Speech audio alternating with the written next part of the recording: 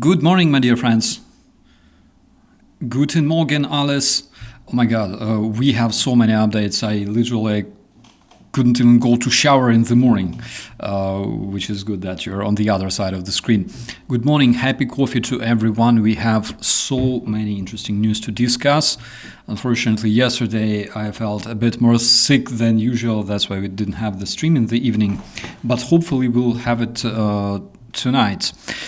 Johnny and Gunnar and Jellyfish, hello my dear friends, and Dumb Trump, Ellie doesn't sleep as always, but thank you so much for staying with us, and Newman and Goldfingers and Matt. So good to see you. Also Katya. Oh my god, we have the whole army. All right, I literally cannot read those hieroglyphs, but I gotta learn. Hello to you too, and Stephen and Steve. It's so good to see you, my friends. Okay, let's switch to some of the most beautiful updates coming from the Terrorist Federation, because we have information on the strike that happened in Ryazan.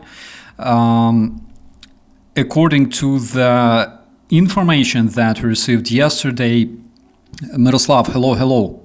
According to the information that we received yesterday, Russian oil refinery has intercepted a Ukrainian drone with itself. You can see what it looks like there. Again, beautiful bonfires on the horizon. Russians are enjoying the amazing fireworks almost every night now, and this will only increase.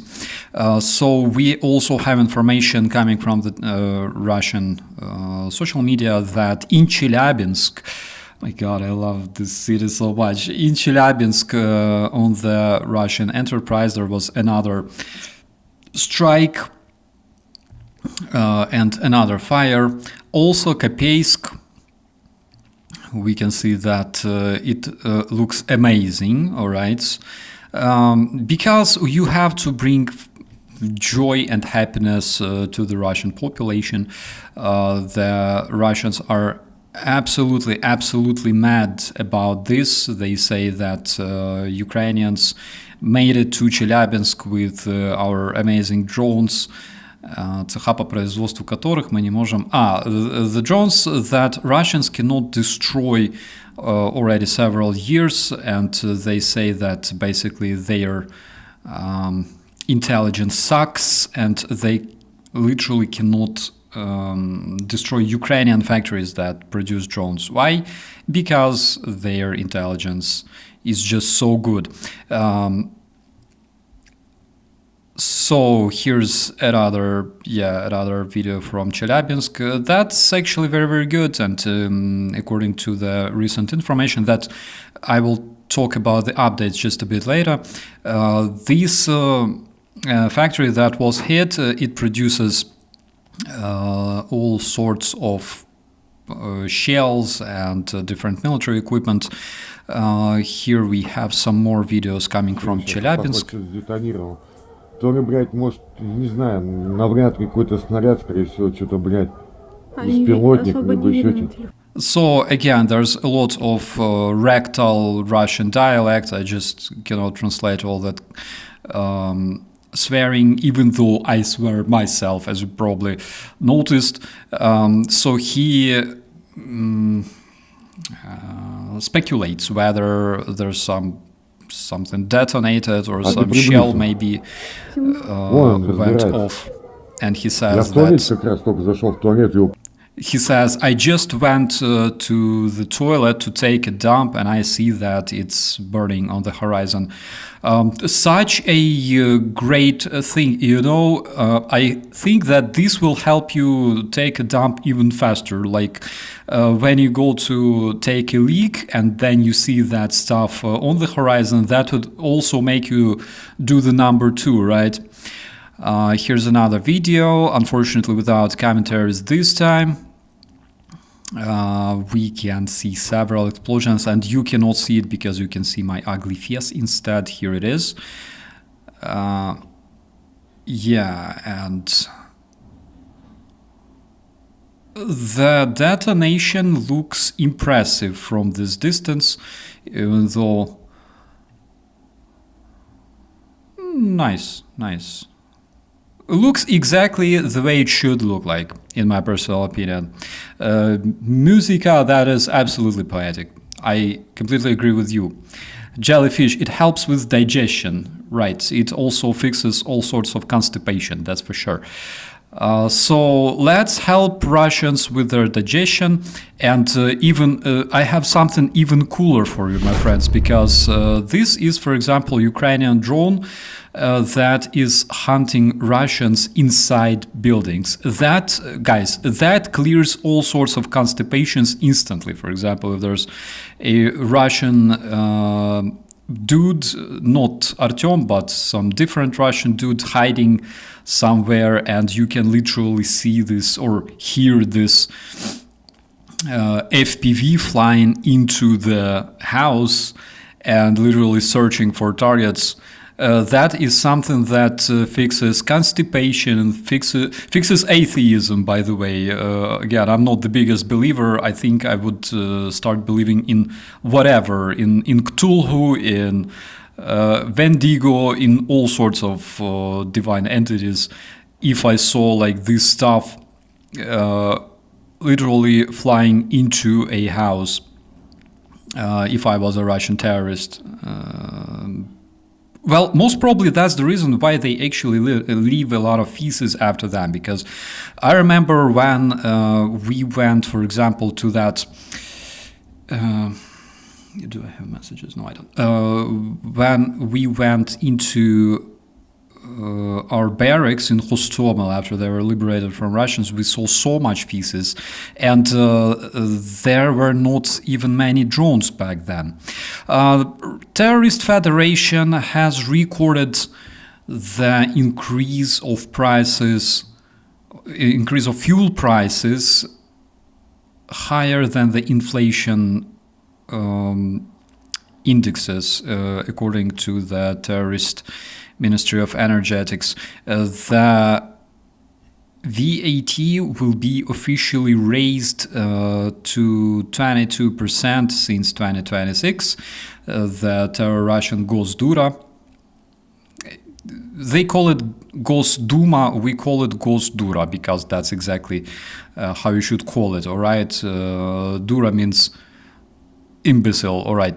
So that's literally the results of Putin's war for Putin's citizens, all right, for the citizens of his terrorist federation.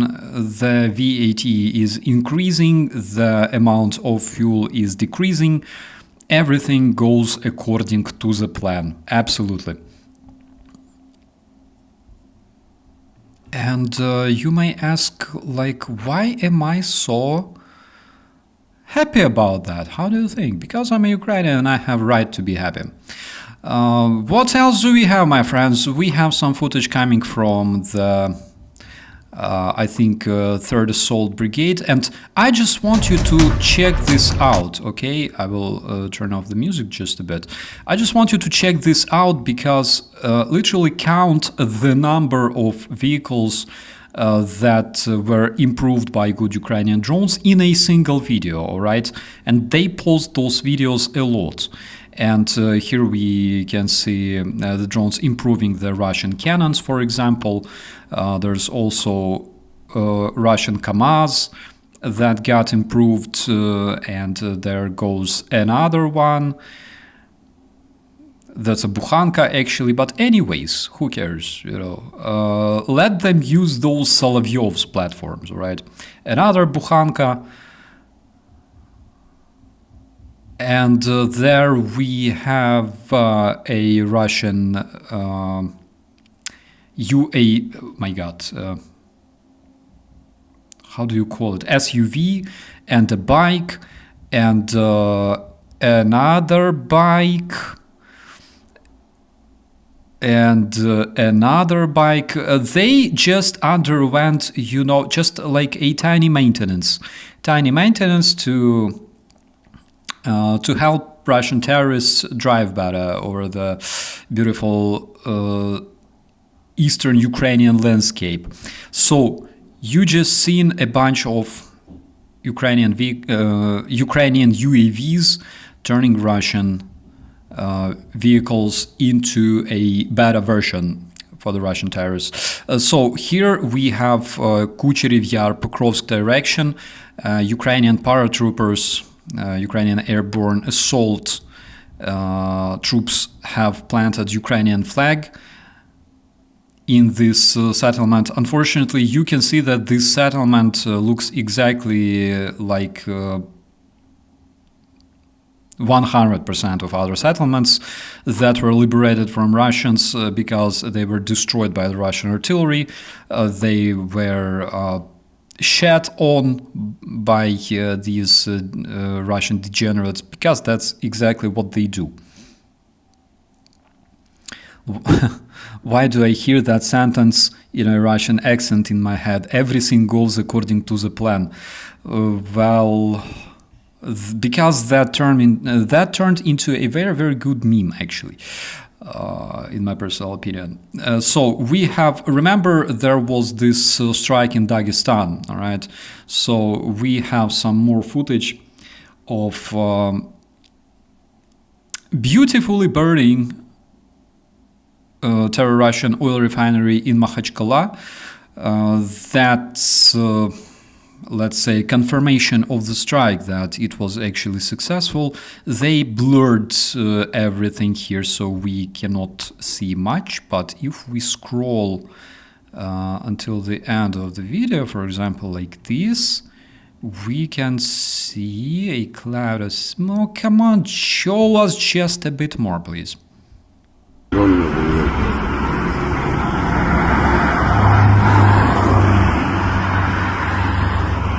Something beautifully flying there in the air. And just yesterday we received a confirmation that European Union adopted 19th package of sanctions against the terrorist federation, which includes several very, very important points. All right, first of all, the gas sanctions. The EU bans the imports of Russia's LNG. That's beautiful because looking at 2022 and looking at 2025, we can see that European countries basically stopped purchasing Russian fuel, Russian oil, and everything else. The amount of consumption of Russian resources actually decreased. I'm sorry. Actually decreased big time. Paul, hello, good morning to you. And evil one. That's great. Morning to Ed Leslie, morning from the Brit living in Austria. Guten Morgen. What's your view of the ones that have left Ukraine in her hour of need? That's a very, very good question, which I will address. Paul, I'm trying to catch up. Donald Trump, do some of these drones have moped engine? Yes, they do, but I cannot tell you which ones exactly. Could be Rotax, but I think they use something even cheaper. Jason, good morning. Newman, thank you for welcoming everyone in the chat. Evil One, my nickname is a whole story of itself. I would really love to hear that story, my friend. Switching to the sanctions, all right, let's systemize our stream just a bit. Gas sanctions. The EU is banning the Russian LNG, as I already mentioned, and LNG was the only type of fuel that was still massively brought to Europe and consumed by European consumers, right? So the biggest countries were, as far as I remember, Belgium, Portugal, and France. So that will not be the case anymore. Also, 117 Russian tankers of the Shadow Fleet of the Terrorist Federation were sanctioned. As you probably know, they carry oil in order to evade sanctions. Also, a new limit for Russian diplomats was introduced. The Russian diplomats will not be able to travel as easy around the European Union as they did, which is again absolutely amazing. Hello, Edeltraut Schweinheb. Hello to the beautiful Bavaria. International banks and Chinese companies were also sanctioned. Several banks in the Kazakhstan and Belarus that were helping Russia to evade sanctions, and also 4 Chinese companies involved in oil production and trade. They also helped Russia evade sanctions. They were also sanctioned by the European countries. And also we have information, I'm sure that you all heard that the White House officially sanctioned 2 biggest Russian oil companies. One of the rumors that I've heard personally, again, I cannot confirm it 100%,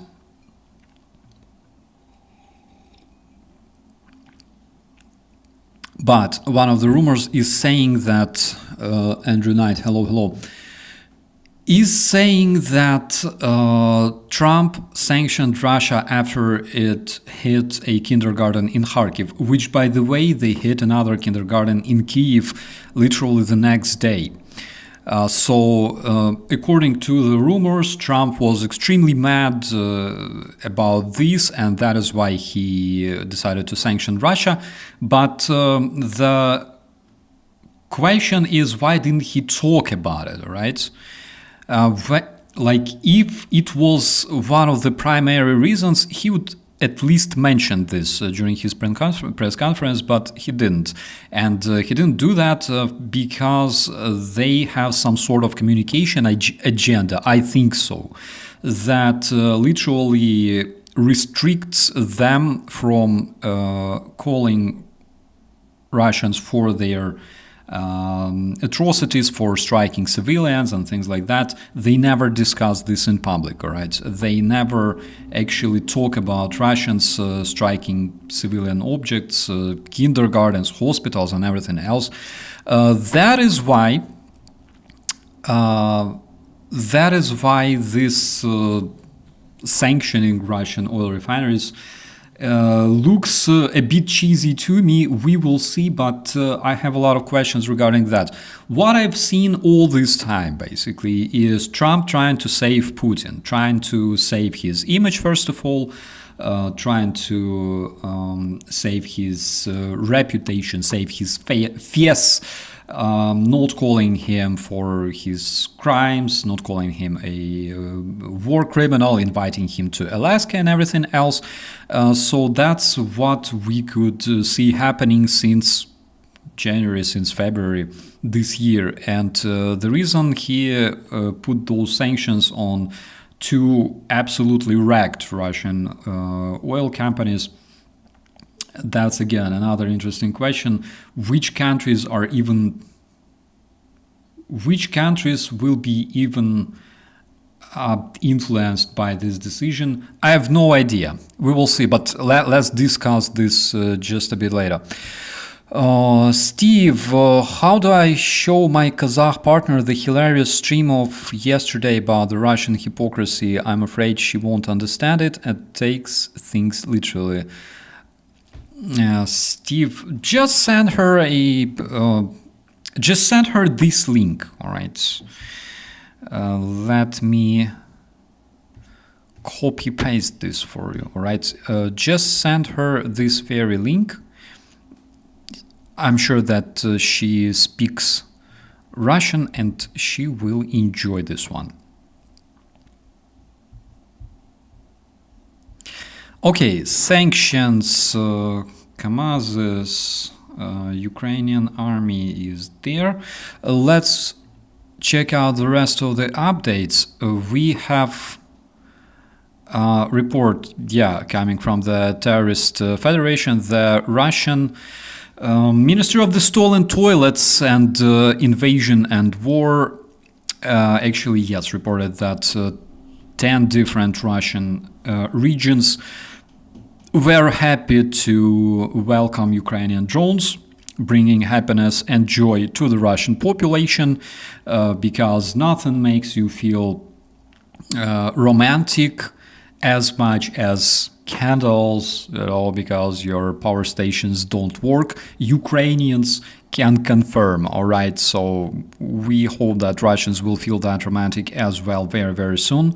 Also, when you don't have much fuel for your car, you can walk. It's healthier. It's good for your body, for your brain and stuff like that. Maybe that will make Russians a bit less atrocious, a bit more, friendly, better people. We know there's only one way to make Russians better, though. But at least we can try. The oil processing factories in India are trying to understand if their current contracts with the Terrorist Federation companies will not violate the new US sanctions placed on Rosneft and Lukoil. So the ministry, the Treasury generally, not Ministry of United States, the Treasury, gave them time until the 21st of November, which is basically 1 month from now, to wrap up all their cooperation with the sanctioned Russian companies. So at this moment, we know that the Russian company Lukoil and Rosneft were sanctioned, and the US Treasury gives other companies that work with their oil companies, the Russian sanctioned oil companies, 1 month to basically cease the operations in order not to violate the sanctions. Otherwise, they will be sanctioned as well, all right? So they give them 1 more month. It's always like 2 weeks more, 2 weeks more, 2 weeks more. I am happy that the United States placed those sanctions finally, all right? They still don't work. They won't be working until 21st of November. That's basically when I will raise my coffee and say, thank you, Mr. President, all right? But a lot of things may change. For example, the trade agreement that was functioning, all right, between the United States and Canada was actually stopped yesterday by the White House all of a sudden. So as easy as they can place sanctions, as easy they can remove them and change their decision anytime, all right? Because we know that that's the style of Trump, all right? That's his trend. This is what makes Trump Trump. Okay, so he also announced sanctioning 2 major Russian oil companies in his social media, in the same social media where he was saying that Ukraine started the war, that President Zelensky was a dictator and things like that. So do you even take this social media seriously? I have no idea. Considering the fact that the social media is run by several different people, judging from different style of messages, I don't know. Hard to tell. So, according to the message, the minister, Bessent, he's chief of treasury, right? Not Minister of Finances. Anyways, he called Russia to stop the fire immediately, and he also called the US allies to join those sanctions. And also, President Zelensky said that Trump's decision regarding the terrorist energy, regarding all the sanctions, is exactly what we were waiting for, exactly what Ukrainians were anticipating since fucking 2022, all right? Since fucking 2022. It's not necessarily directed at President Trump, but generally speaking, when in 2022 the terrorist federation invaded Ukraine and showed its atrociousness right away, that would be probably a good signal to fucking sanction everything, to isolate the terrorist federation. But people were like, oh my god, we don't want to escalate. Who knows what if Putin gets mad? And I don't know, we will see like those scary drones flying over Ramstein, for example. So the president of Ukraine said that the terrorists are striking the kindergarten schools, civilians, and this means that we should not only defend together with Europe and the United States, but also pressure Putin to stop the war. And pressure means sanctions, long-range air defense, and also financial support.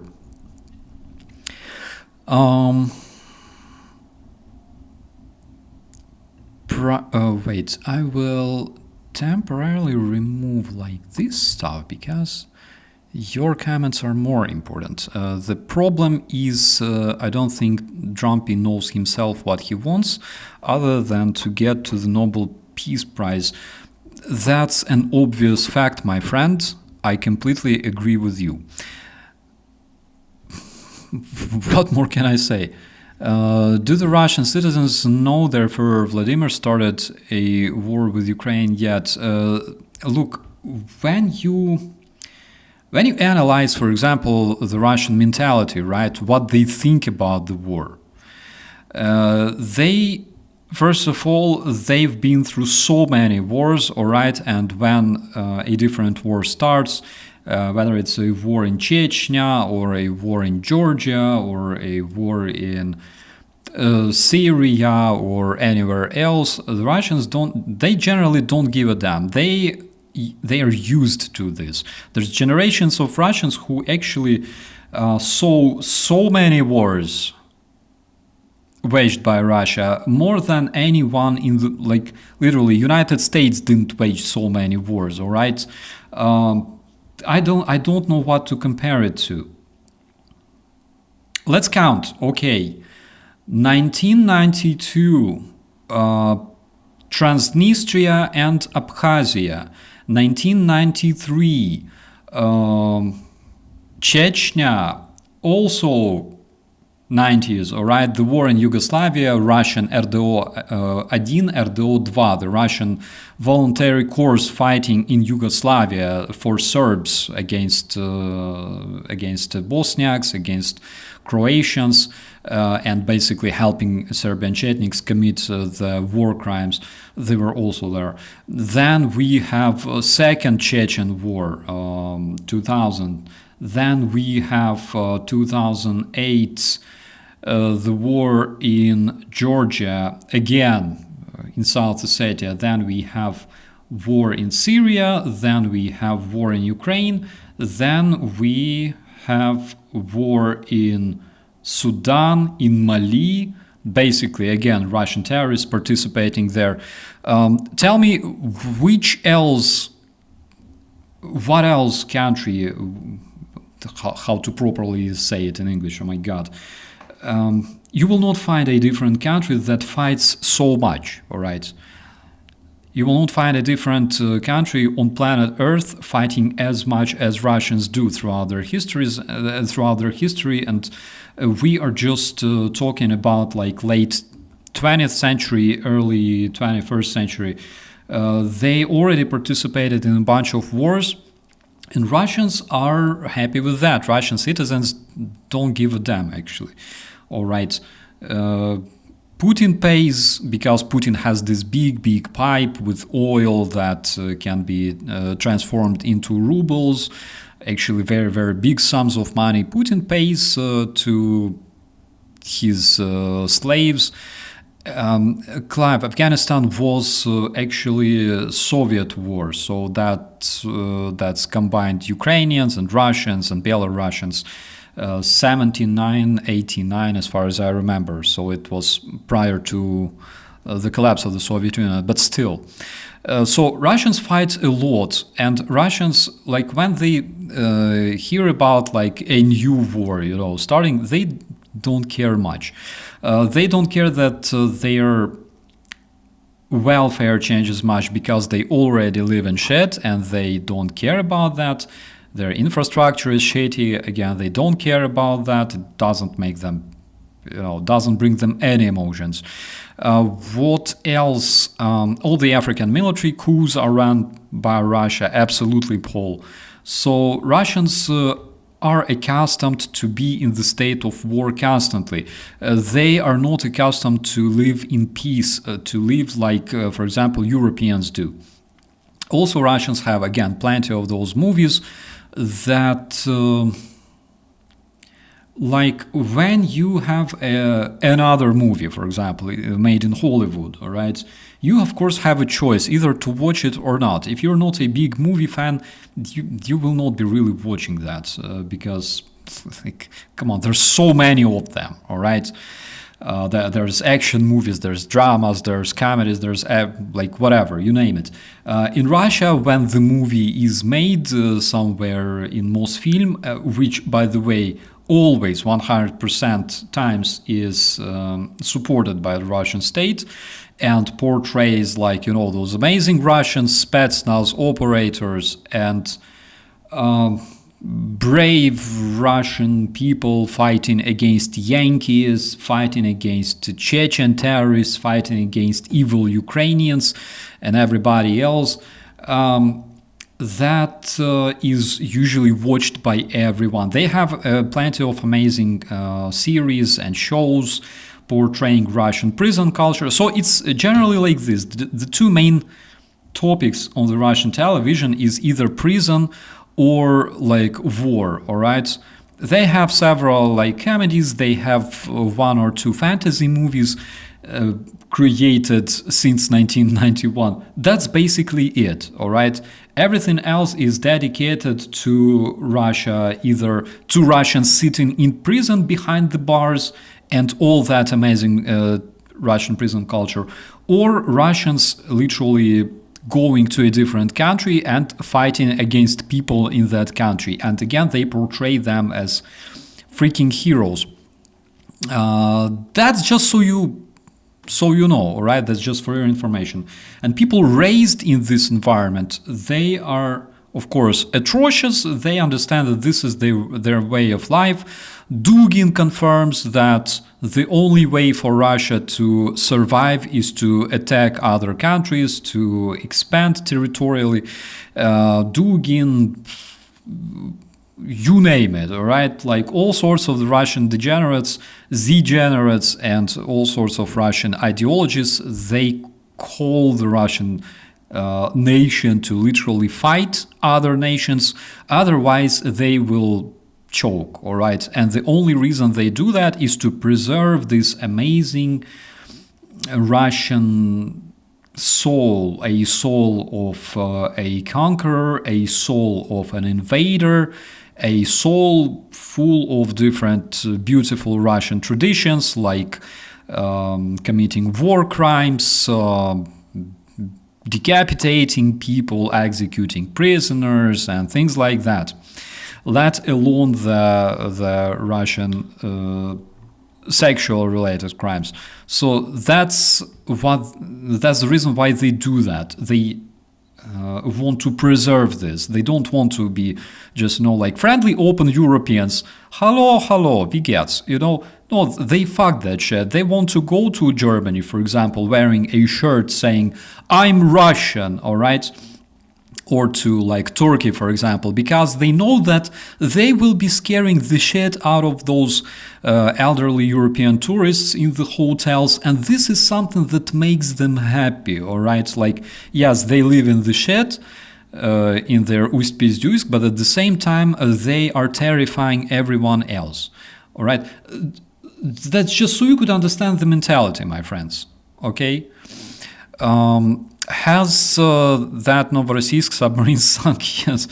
So they are making their way to the port, to the Russian naval base. That's literally all we can say right now.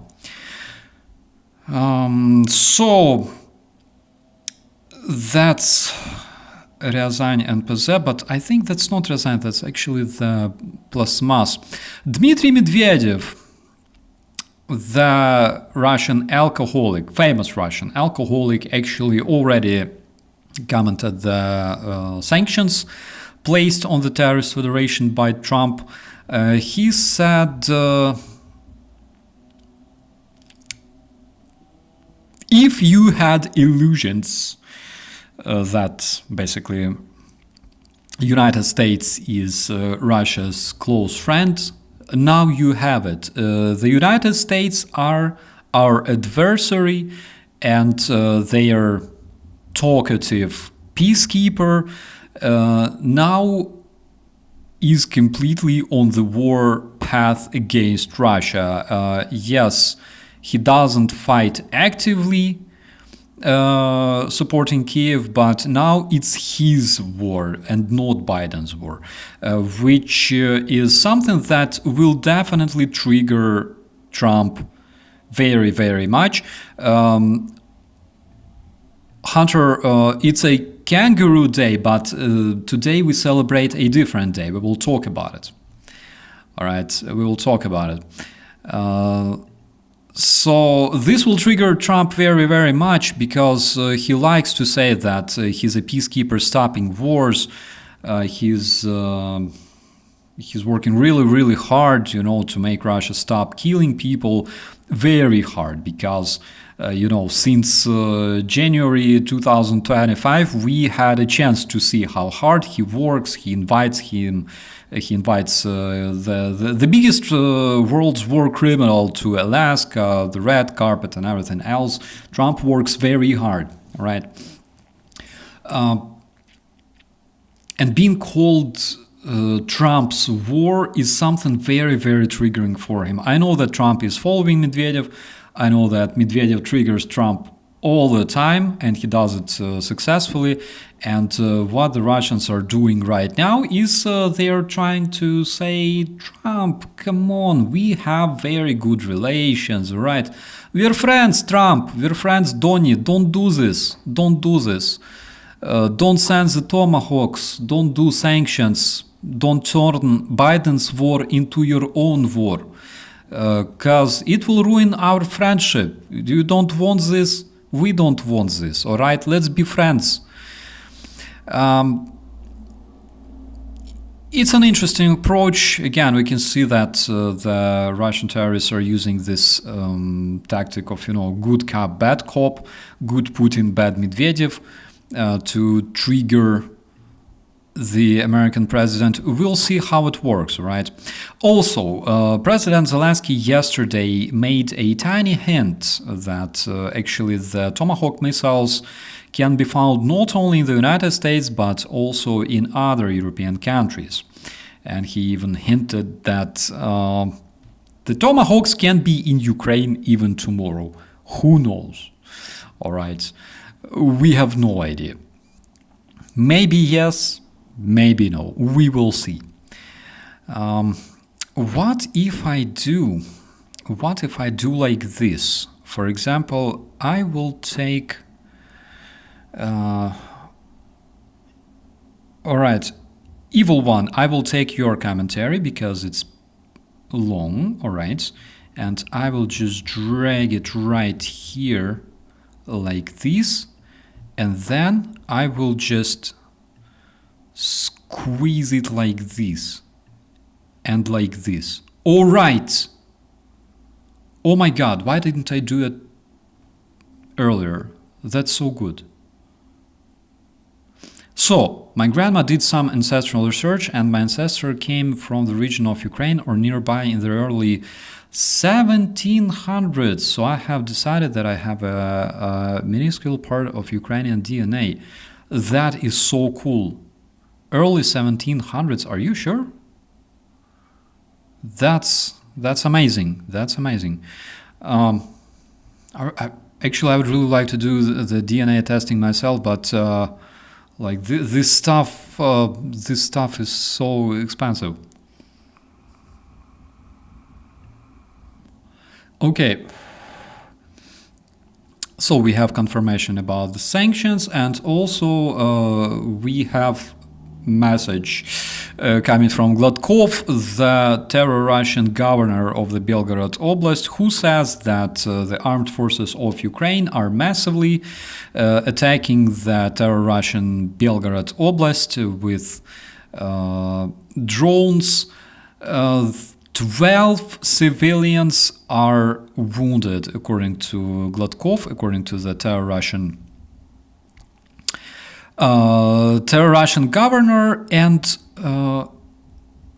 most obviously, of course, the terror Russian governor is talking about the people that were wounded by the amazing Russian air defenses, by amazing terror Russian missiles, all right, that are supposed to shoot down Ukrainian drones. Because in the previous episodes we talked why they are deadly for Russians themselves, all right.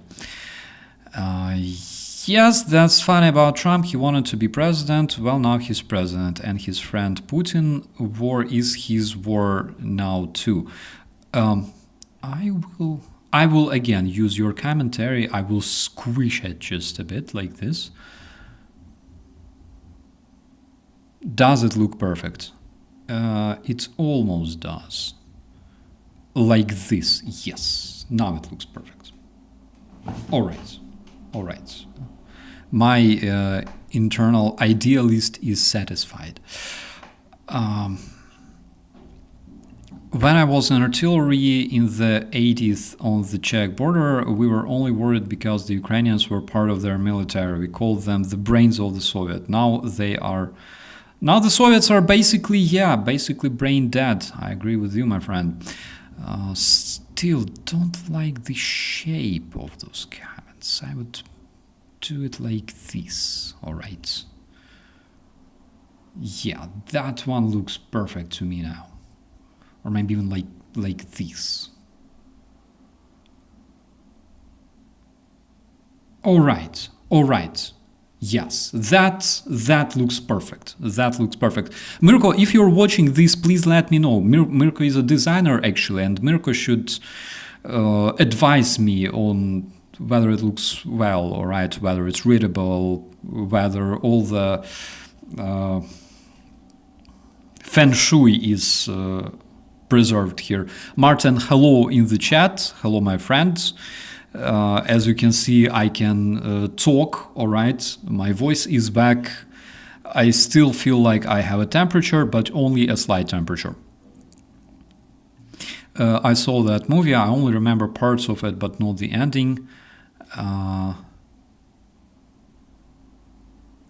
All about PP tape. The PP tape. The famous PP tape, I don't even know. On the other hand, I will just... Guys, I'm sorry for stealing your time, but I will just do like this, alright? And like this. Alright, now I'm satisfied. Now it looks perfect. Yes, yes. Oh my god, this is so beautiful. Miroslav, please disregard my request, alright? Let's return to the to my news compilation. I will translate this one for you as well. The China state oil majors suspend Russian oil buys due to the sanctions, sources say. How did you like my translation? Please let me know. So yes, we have message coming from Zelensky, who actually in his interview said, maybe we will have Tomahawks tomorrow, but I cannot tell for sure. Too small for mobile screen reading. Really? My God. What should I do? Well, I will do this. I will be reading those comments anyways. All right? I will not just show them. I will be reading them. So, problem solved.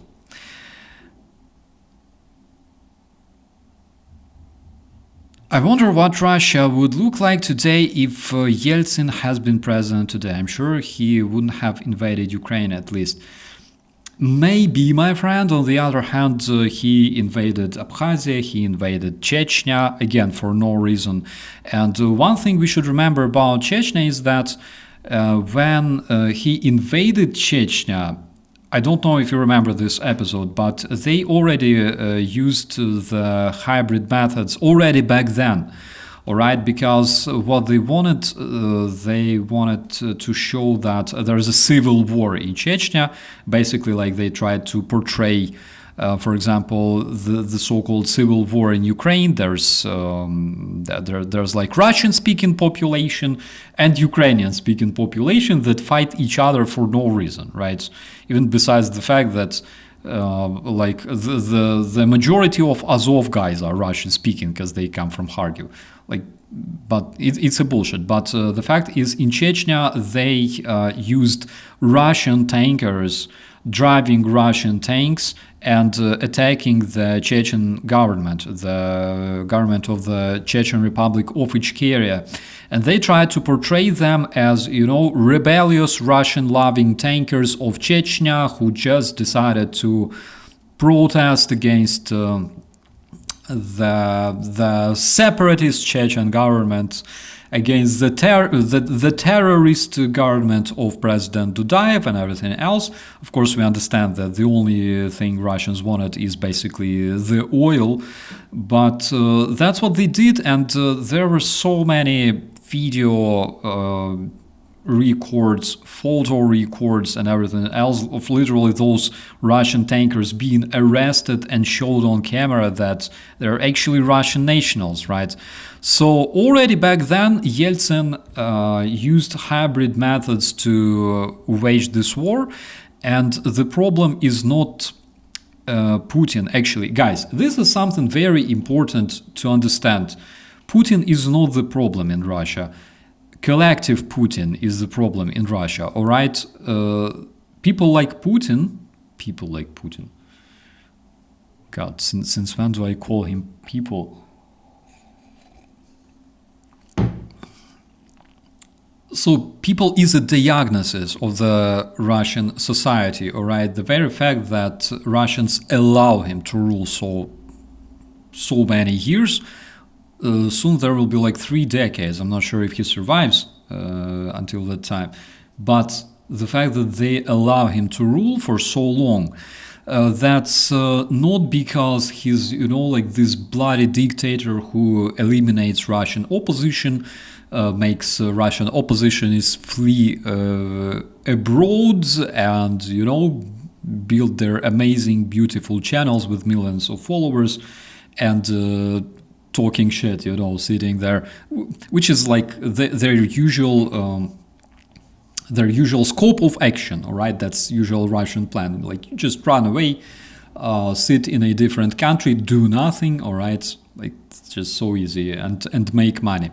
Like Navalny, for example, Mrs. Navalny. But the biggest problem in Russia is collective mindset, all right? This collective Putin in their heads. Every Russian person who lives there in the terrorist federation supports Russian invasion, supports Russian war machine with their taxes, with their labor, and literally with their silence. Every single Russian I described above has this tiny Putin in his or her head, and that's a big problem. All right, that's problem that we could observe in Ukraine since late 17th century, my friends, and it won't just change because president changes. The only way for this to change is to completely reboot the terrorist federation, and it involves deconstructing the state. It involves a lot of very hard work, actually, that involves not only people like you and me, but specifically specialists who know how to turn fascist states into civilized states. I'm talking France, United States, I'm talking United Kingdom, the countries that already have this experience of dealing with terrorist regimes and with fascist regimes. My opinion, again. So that's the only thing that may help. Changing president in the terrorist federation will not help. Changing Navalny for abstract Navalny for a different person, for Putin, no, it won't change things in Russia. Russians don't care, all right? Russians are accustomed to having a dictator ruling them. They feel comfortable with that, all right? He gives them money from time to time to kill people in other countries. They're happy with that, all right? Because this is the opportunity for the Russian terrorists to literally earn money, buy or snatch a toilet or an air conditioner, travel abroad, and then go to, for example, civilized countries like Turkey, wearing those shorts, I'm Russian, fucking bow, in front of me and fear me, all right? Because we're Russians, we don't give a shit. That's their attitude.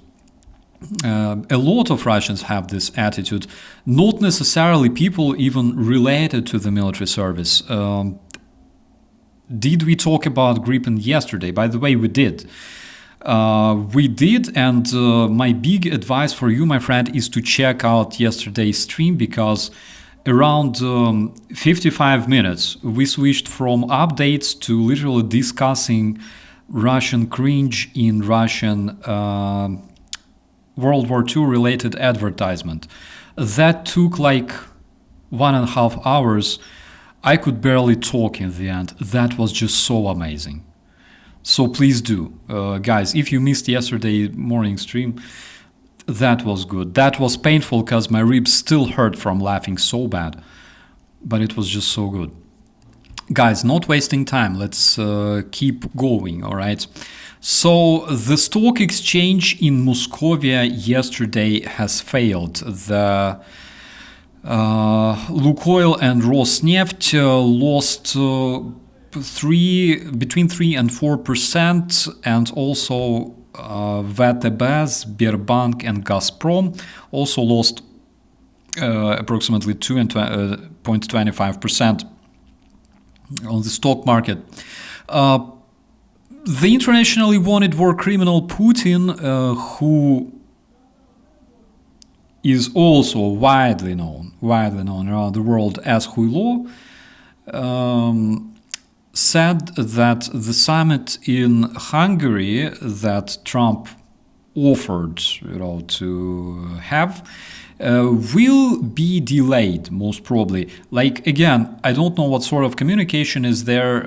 It's freaking messed up, because we can see that in the beginning they were talking about the summit, then they were saying that no, there was no agreement regarding this summit in Hungary.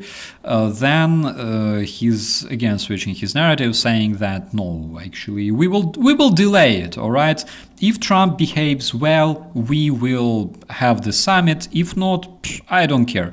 He is literally using Trump like a narcissist partner, all right? That's just my opinion, but that's exactly what I see.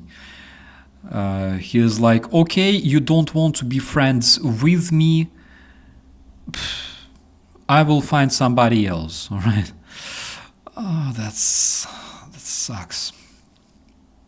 Do you want some Russian cringe, my friends? Because I prepared some of that for you.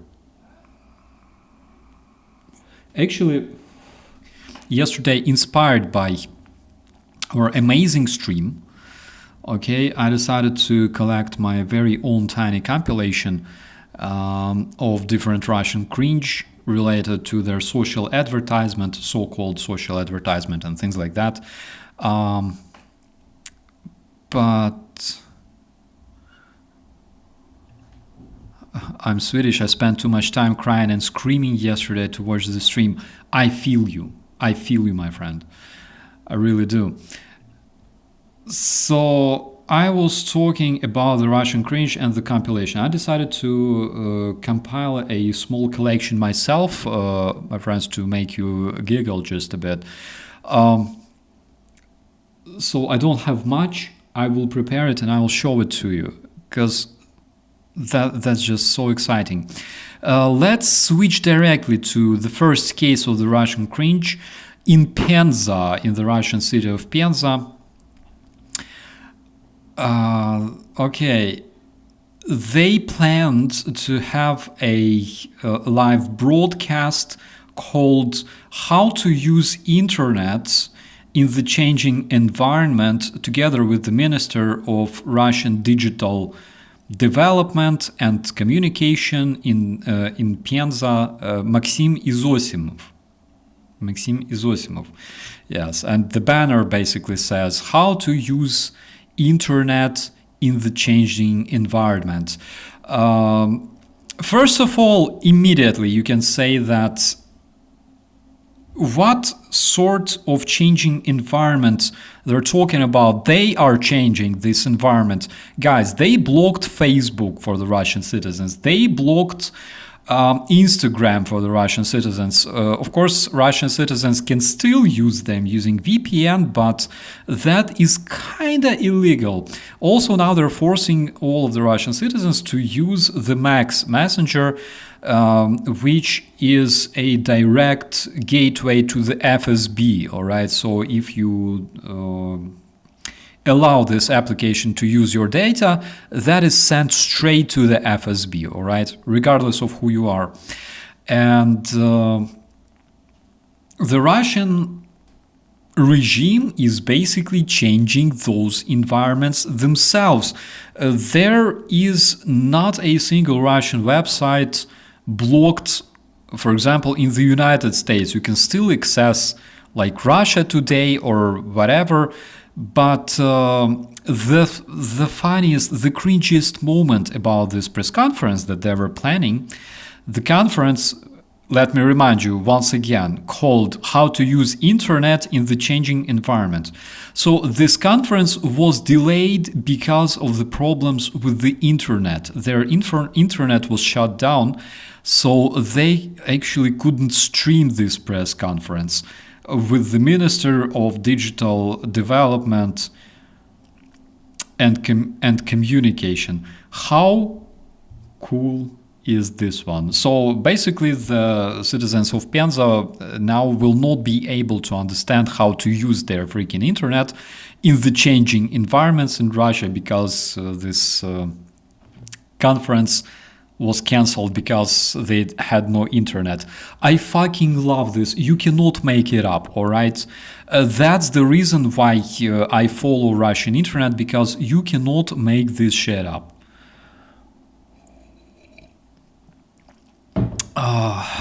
Amazing.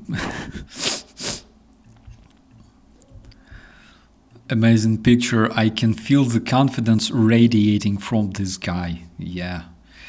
Yes, his confidence was shattered when their internet crashed. All right.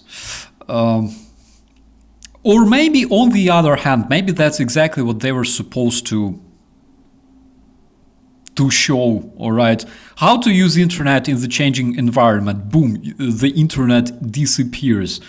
And basically people like sitting there, you know, in front of the dark screens, they go like, fuck, what do we do now? And the woman is like, take out the trash, you motherfucker. And the dude is like, oh, yeah, why not? And then he takes the trash, take them out.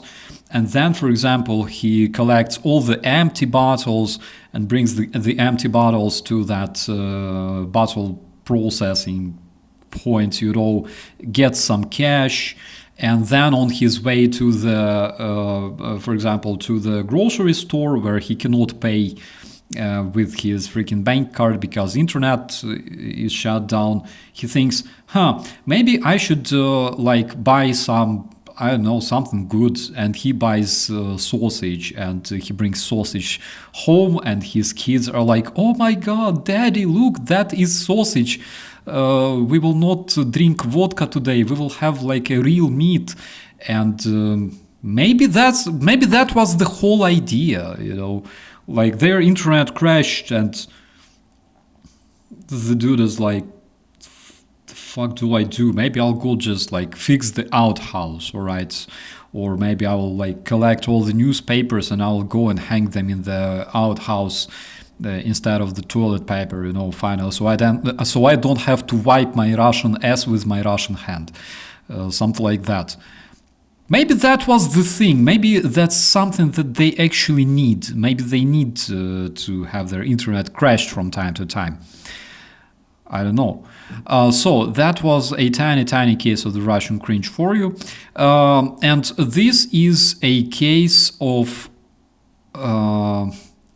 I would also call it a Russian cringe because we have a compilation of strikes that were recorded on the territory of the Terrorist Federation since the beginning of August this year, all right? And we have 43 cases of strikes on the Russian oil refineries that were, of course, all of them were intercepted by Russian oil refineries, all right?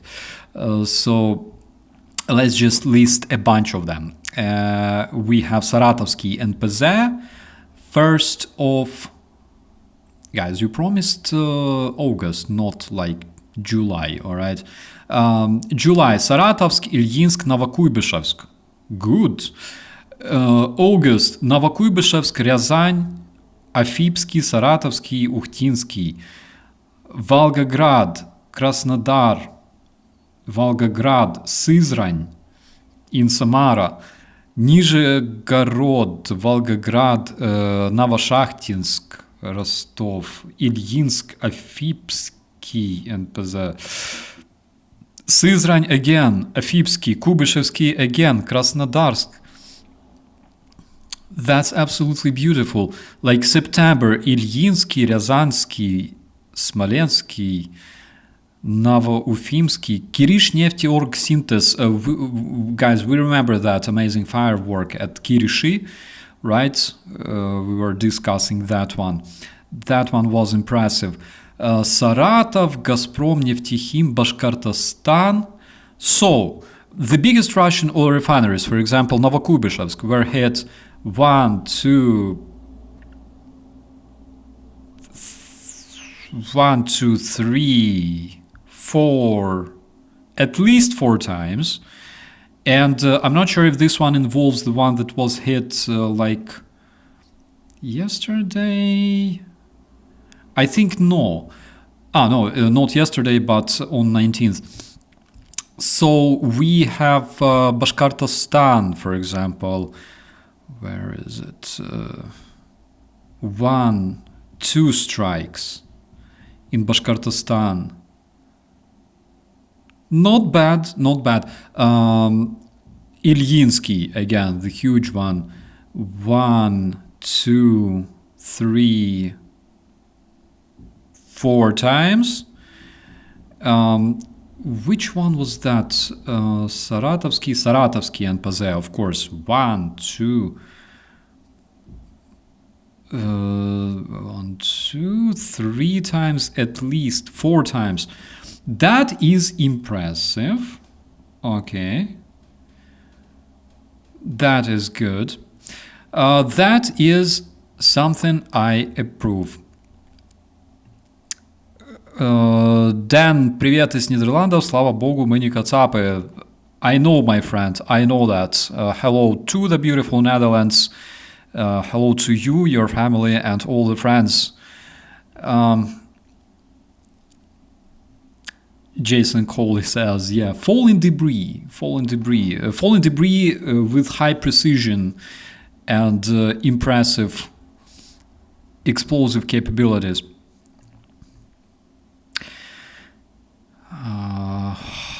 How is it even possible they don't know why there is a fuel shortage? Because they kind of do, all right? It's not like they are completely stupid. Guys, like Russians, how to call it? Like when there's a person, all right, an individual, he's not like extremely smart, all right, but he's cunning at the same time. I will give you an example. We arrested a guy in 2015 in Krasnohorivka, all right? We arrested a guy, and before he was arrested, he was like providing us with different information regarding the local separatists, local drug traffickers, and everything else.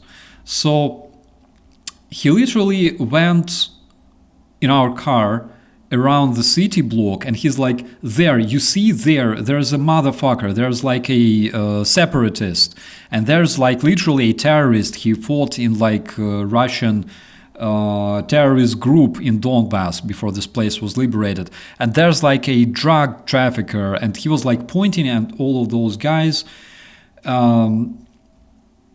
We recorded everything, of course, and then we had opportunity to see these guys like private messages, all right? Like we went into his message history and everything else, and compared to what he said. So all those people that he pointed at, he borrowed money from them, and he didn't want to give them back.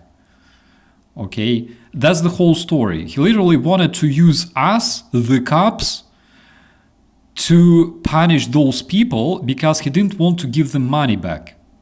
All right, and there were literally like people who gave him money and were like, well, return when you can. And then after like fucking half a year, they go like, dude, can you please return just a bit? And the dude is like, fuck you. So he tried to use the cops because he thought that he was fucking, mastermind. And he literally, he's like, that is a terrorist, that is a drug trafficker, stuff like that. So we arrested him because the guy himself fought in the Girkin Strelkov's so-called Slavyansk division, all right? So he was a terrorist himself, turned out. And he had plenty of friends among like Kadyrovites. He was in Moscow in 2014 and stuff. So that was interesting. But that is like the kind of a mindset. Like you are fucking dumb, dude. Like your IQ is like the level of a seashell in mating season, but at the same time you're cunning and you're trying to fuck other people up, but you're not really there, all right? So yeah, he wanted his personal police force to deal with his problems. His personal police later arrived and arrested him, his father, because his father was also involved in so-called first Slavyansk division of Girkin Strelkov. He was a BTR driver, something like that. So that was kind of dumb, Trinity. I agree with you.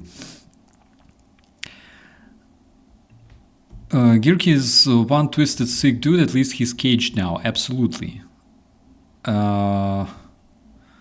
The problem is, like, do Russians see him as potential presidential candidate? Might be.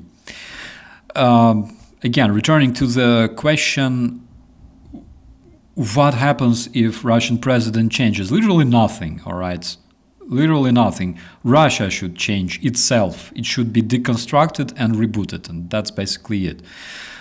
So that mentality that I just described is basically the Russian mentality. Like they're not the brightest people out there, all right? At the same time, they're kind of cunning, and they have this in them because the violence and this cunningness in the Russian society is going from top to bottom. This is what they learn as kids, right? They learn as kids that you should not allow other people like attack you or show weakness or show that you're stupid, and the only way to not do that is basically try to fuck up or attack or be violent against other people, right? So they literally pass this violence and cunningness from their elites to the very bottoms of their society. This is how the Russian society functions, all right? So, returning to our updates, Ukrainian drones, that's information as of yesterday. Ukrainian drones hit the terrorist territory 43 times since this summer. 22 terror Russian oil refineries were hit as a result. 22 out of 38 existing on the Russian territory. Since the beginning of October, only 10 strikes were conducted against the terror Russian oil refineries. We had 13 attacks on the Russian oil refineries in September and only 3 in July. Yeah. So, do you want to know the winner of this Ukrainian deep strike campaign?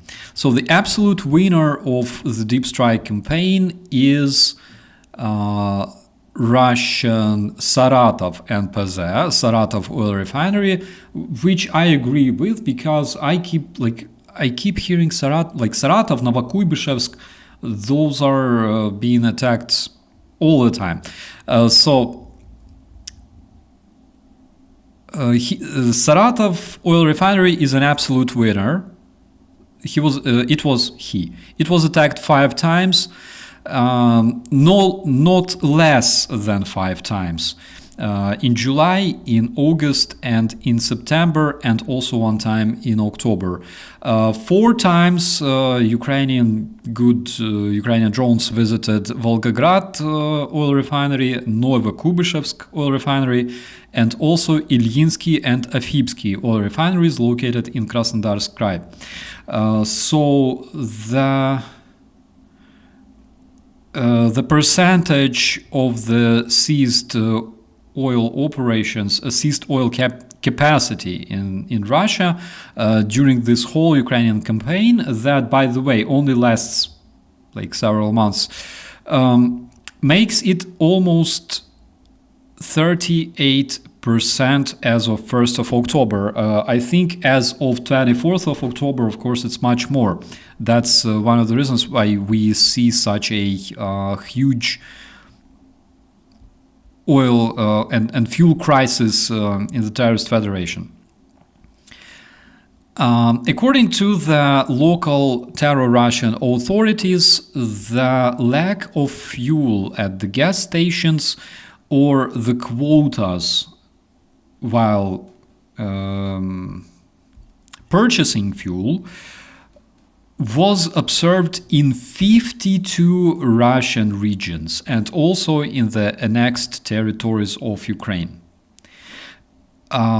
So that's inspiring, my friends. And before we switch to this one, that's very inspiring. I need to raise my cup of coffee for that.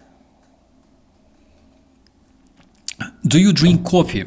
Friends, please drop a coffee cup there in the chat, all right? Because I feel like I'm the only one drinking coffee here. In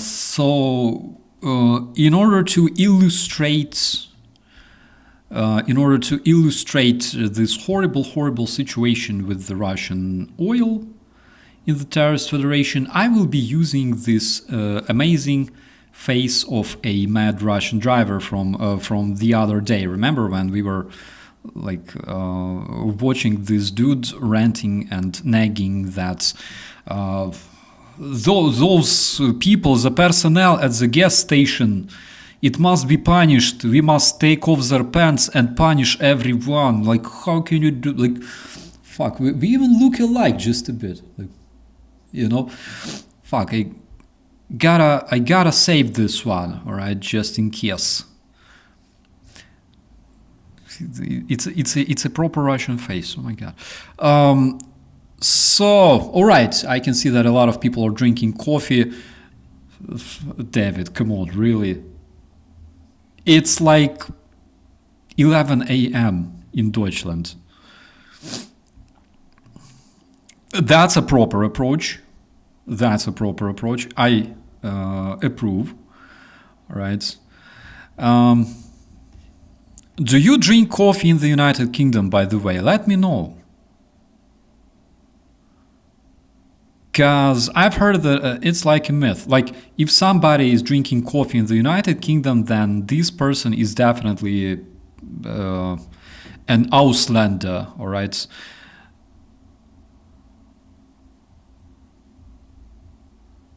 Putin should join Dwarf of Circus to ride shirtless on his miniature donkeys again.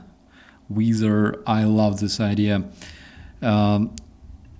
Still baffles me how people rationalize communist Soviet leaders making out with each other in public. Oh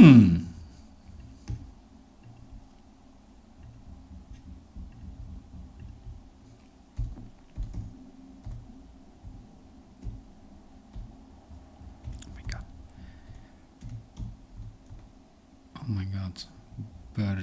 Where is the E letter?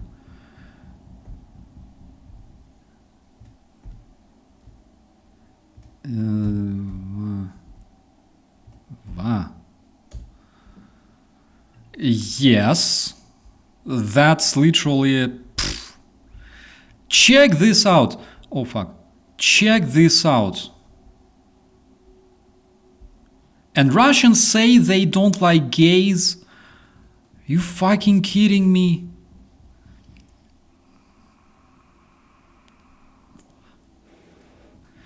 Dear Russian people, please don't lie at least to yourself, alright? Cause the world is not blind, we can see everything. Okay, we can see everything. And oh my god, look at this face. I mean, the dude enjoys this, all right? He really does. People literally stop drinking coffee immediately after showing the ooh. Oh my god. What the fuck?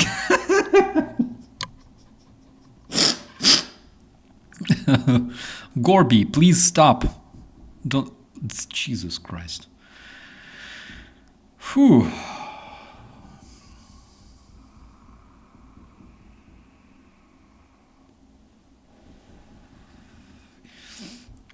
I'm afraid that my display cracks if I keep watching, if I keep staring at this. So yeah, baffles me too, big time, considering the fact that they say that LGBT is basically girls, find you a guy that can kiss like a communist asshole. Oh my god. Oh my god, I just imagined. That was bad.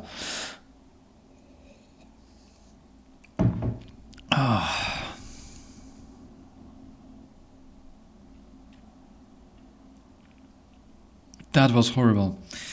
All right.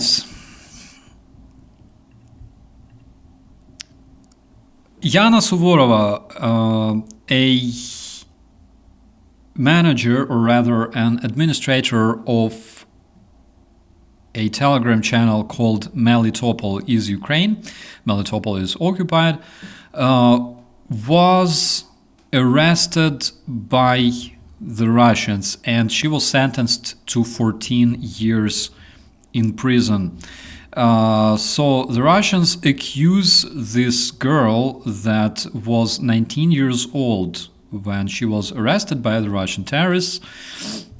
The Russians accuse her that she coordinated HIMARS strike at the building of the Melitopol College, where Russians deployed their headquarters for Rosgvardia and FSB.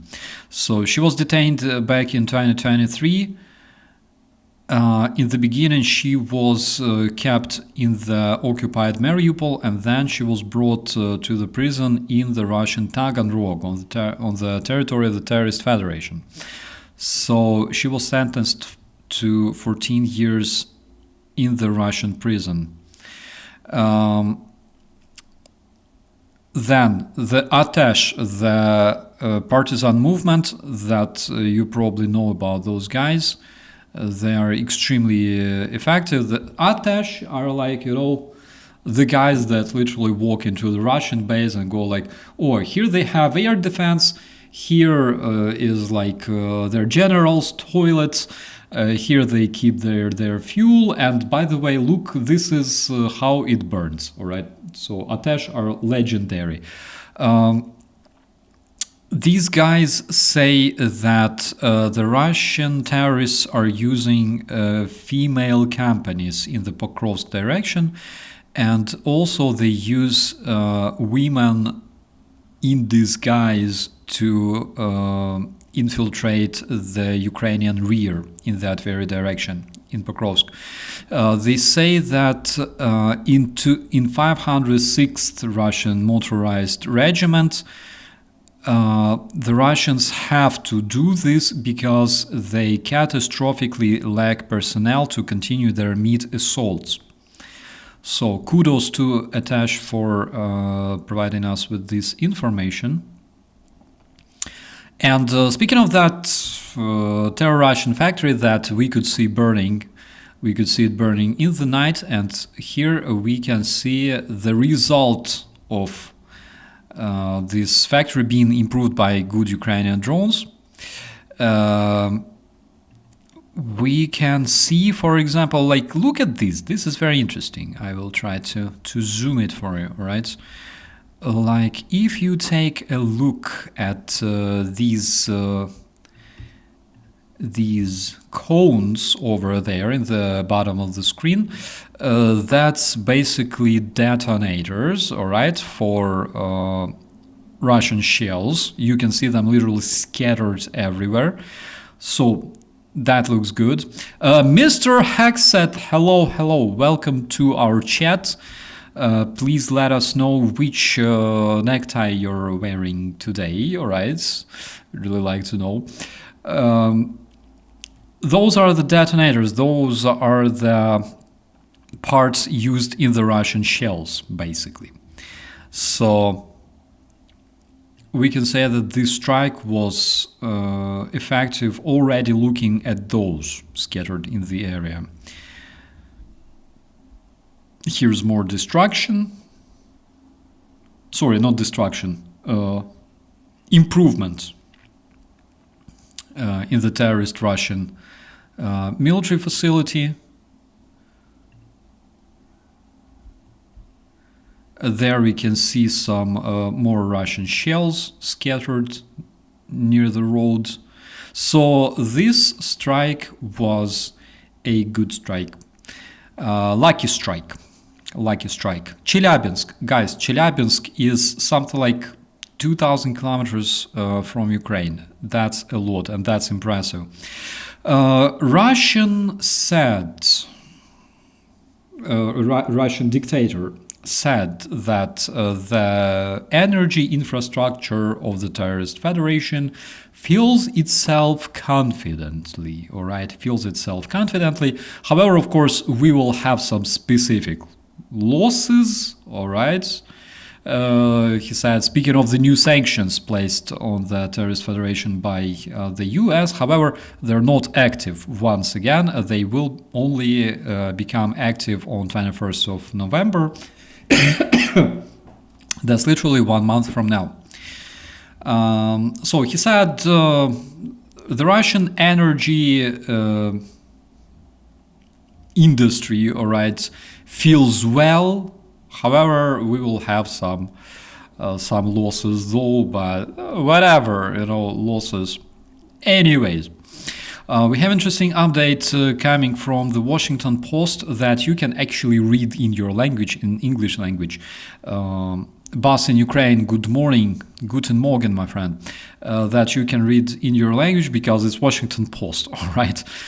So they did an investigation and they concluded that Russia, using different proxy companies, Russia purchased in the US and in other European companies, they purchased different high tech from them that let the terrorist federation deploy its system called Harmony. The system is basically a bunch of sensors located on the seabed, and those sensors allow the Russian terrorists to scan for different NATO vessels and also allow their very, very own submarines to operate in the Arctic undetected. So also we have some, I would say, rather gruesome footage coming from the Russian terrorists that are literally showing. I will just put it on pause because this stuff is crazy. What we can see here is basically Russian war criminals hunting the farmers in the Donetsk Oblast, all right? We can see their drones flying over the Ukrainian farmers in the Donetsk Oblast that the Russians in the TV channels through the mouths of Douglas McGregor, Dave Smith and other imbeciles, they claim that they came to Donbass to liberate people of Donbass. But at the same time, you can see Russians literally bragging about attacking the people of Donbass, the farmers, with Russian FPV drones. And again, it's not a military target. The people are running around absolutely terrified. You can see plenty of civilian cars there, the tractors and everything else. And basically that's the reason why the Russians are recognized a terrorist regime, and that's the reason why we should do all we can to deconstruct the terrorist Russian Federation and deconstruct the terrorist Russian mentality, all right, and make it bend in the civilized world. That's literally Russian FPV drone just showing how the terrorist Russian army bravely attacks the helpless farmers. And the fact is, like this one, for example, this video was intercepted by Ukrainian intelligence, but also there are literally many cases when Russians actually upload this in their very own social networks, in their Telegram channels, and literally bragging like, check this out, yesterday we were hunting, like those kids playing football on the street, so check this out, we're dropping charges. Those, of course, I will not be showing here because that's extremely gruesome, but there's like whole Telegram channel of that shit. Or for example, look, we are flying the drone into a window of a multi-story building because we can, all right, because we are Russians. This is what makes us Russian, all right. That's absolutely evil and disgusting. I have no idea what sort of human being can justify this, and basically, the people who support them on the West, it baffles me, all right? How can you support the terrorist of this level? Hexed wearing Chinese necktie today. Hexed loves neckties. We should give him some kind of necktie. Guys, if you can send him a blue and yellow necktie, please do, all right?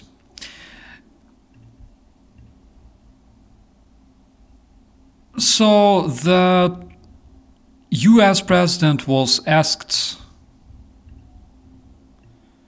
to comment on Putin's response to the sanctions, right? Putin basically said today that Russia is immune from US sanctions. He said that it would not impact the Russian economy in any serious way. Is he Good. wrong? I'm glad he feels that way. That's good. I'll let you know about it in 6 months from now. Okay, let's see how it all works out. We will see 6 months from now how it works out, of course. It's a good statement. I love it. Thank you very much. So, month from now, we will see those sanctions actually starting to work. 5 more months, we will see if Russia's economy starts to collapse or something like that. So the more time we give to Russia to prepare for this, the better.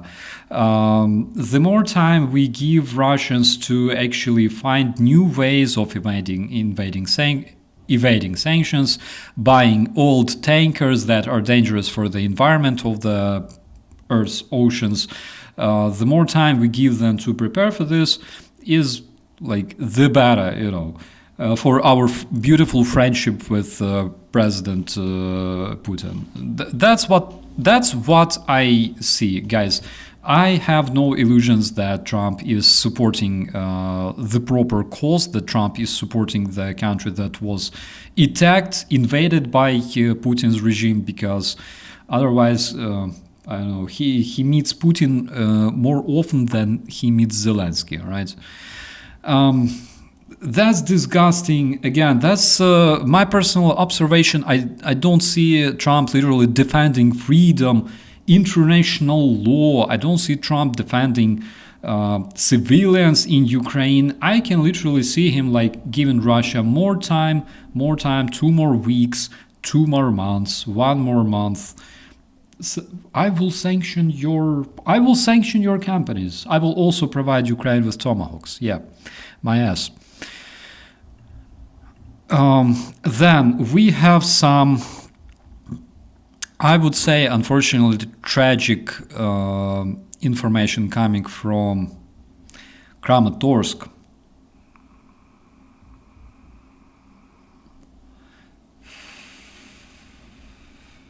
So, I worked for the UATV channel, and UATV channel in Ukraine is a channel that speaks in different languages.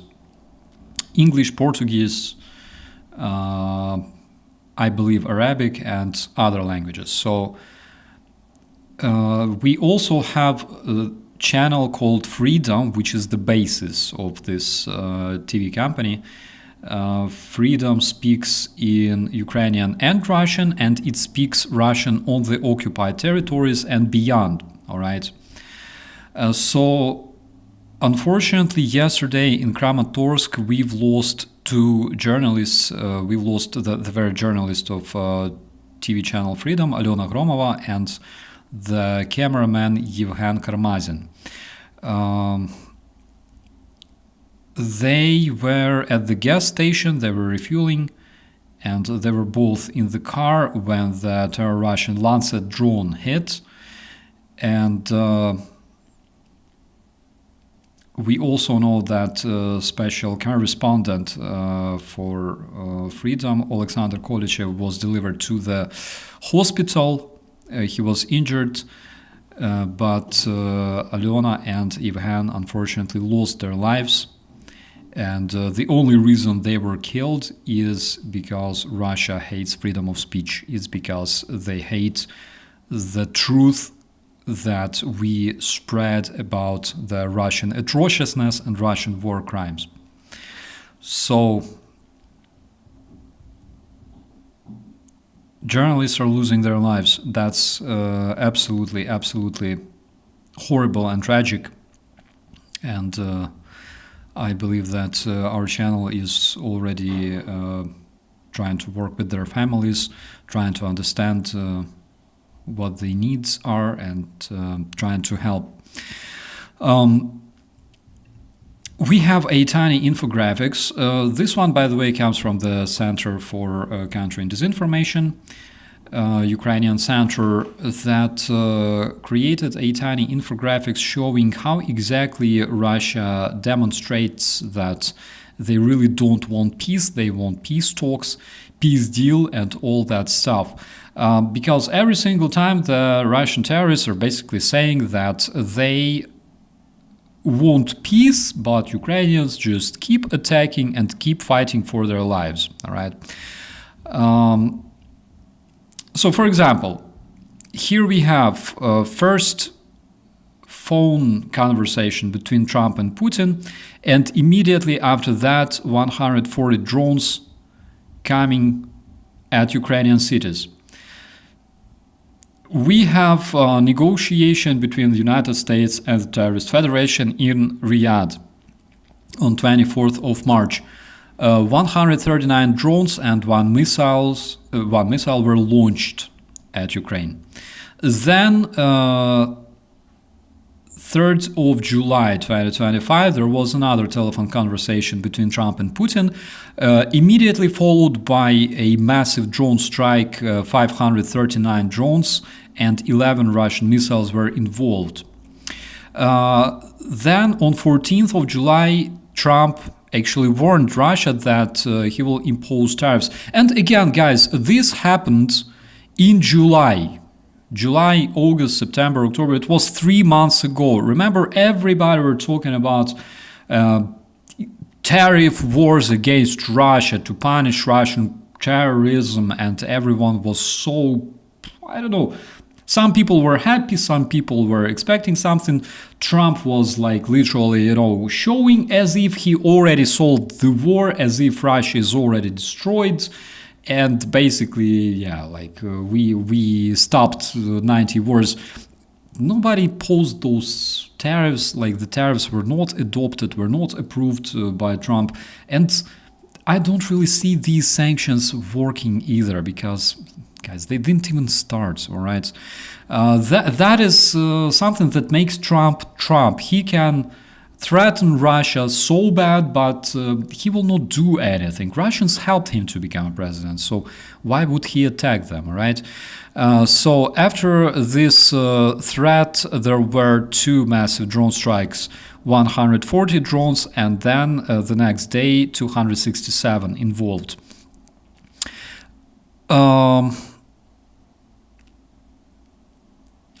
So Trump had summit with Putin in Alaska on 15th of August. And for 2 weeks, Putin imitated peace.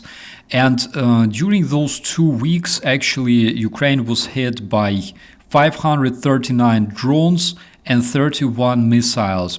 Then there was another telephone conversation between Trump and Putin that was immediately followed by another strike involving 520 drones and 37 missiles. Then 21st of October, basically 3 days ago, Trump delayed, the summit in Budapest, which the very next day, on 22nd of October, was followed by 405 drones and 15 Russian missiles heading at Ukraine.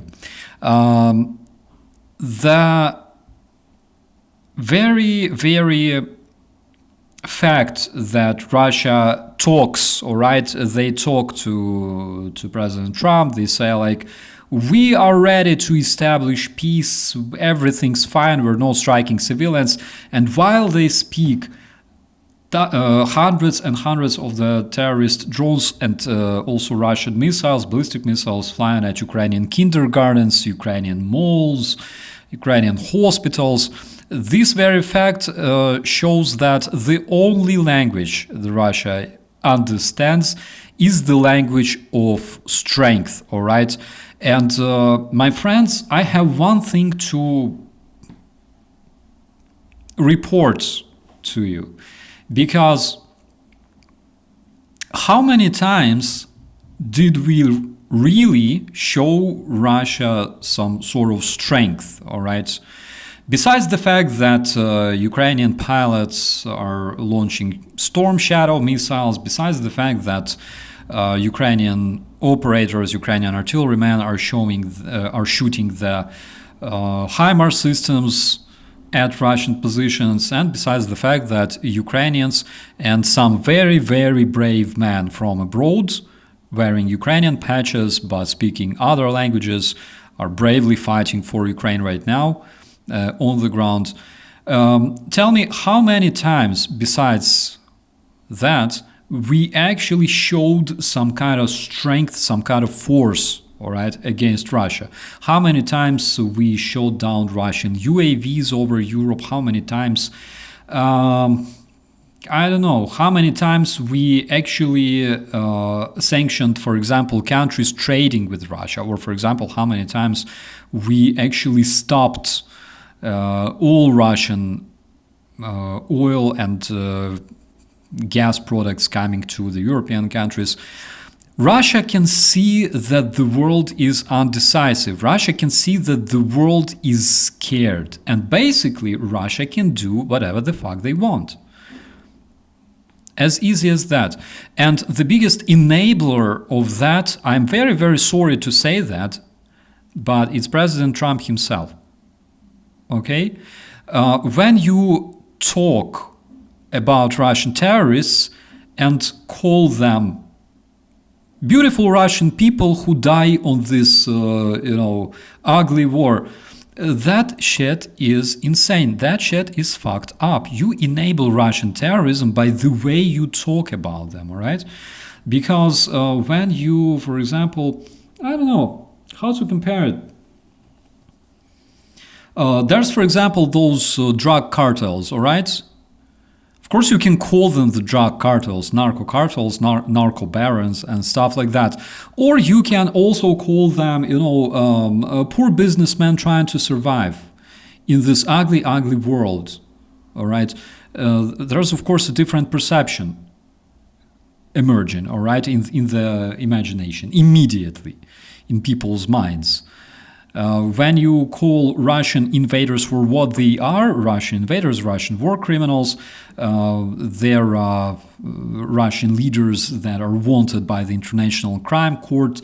There's almost 200,000 cases of actual criminal cases that were launched against the Russian war criminals that were identified committing crimes, snatching Ukrainian kids, committing sexual crimes in Ukraine against civilian population, all the cases of execution.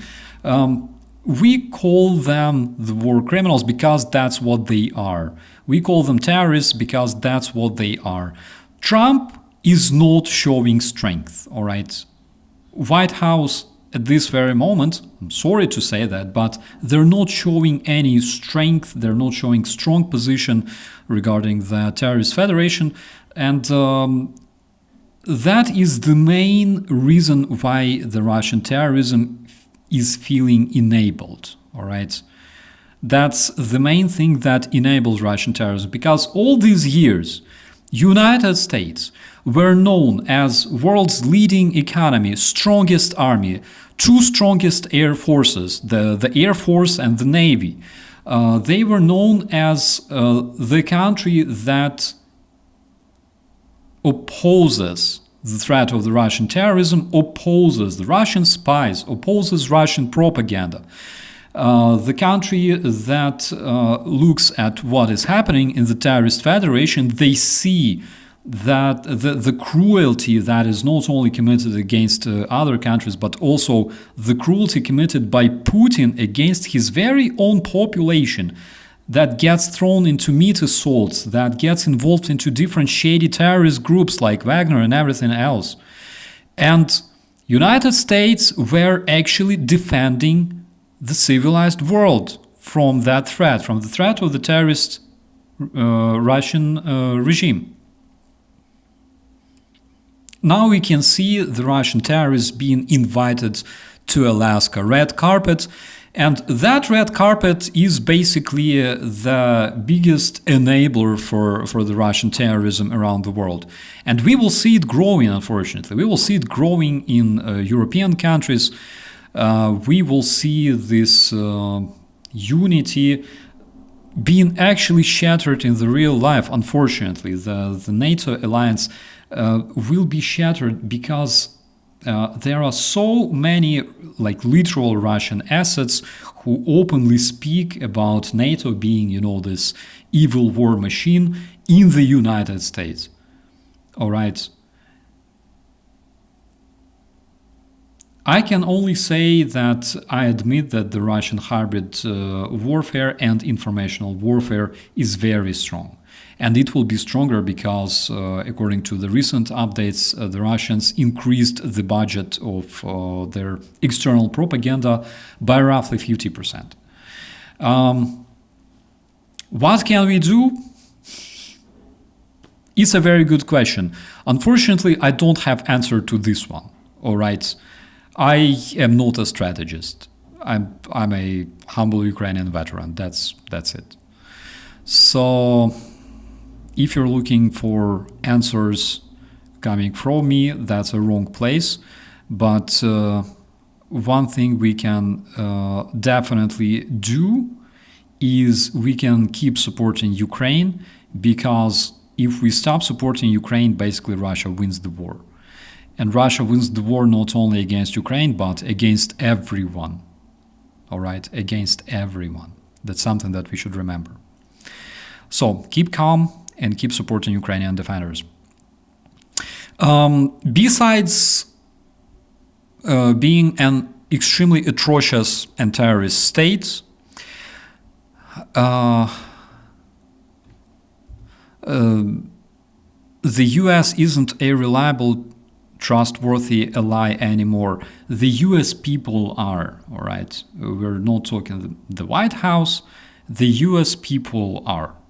Because despite all the things happening in the United States, there's just so many amazing American people I know who don't support Russian terrorism, who keep supporting Ukraine. Even, by the way, among MAGA, however, their number is very, very small. All right. People with critical thinking, they usually don't really wear red hats. That's just my personal observation.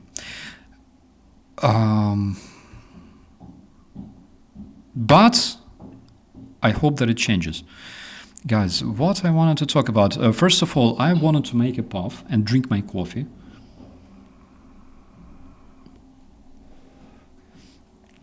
It's kind of, I find it kind of hard to talk. First of all, I'm still sick, like literally I'm sitting here sweating like a pig, because I think I got like a tiny temperature, and because it's tiny, it sucks balls. It sucks so much. Like if you have like big temperature, like if the temperature is huge, you have fever and everything else, it actually feels better. If it's like 37.1, Celsius, it sucks.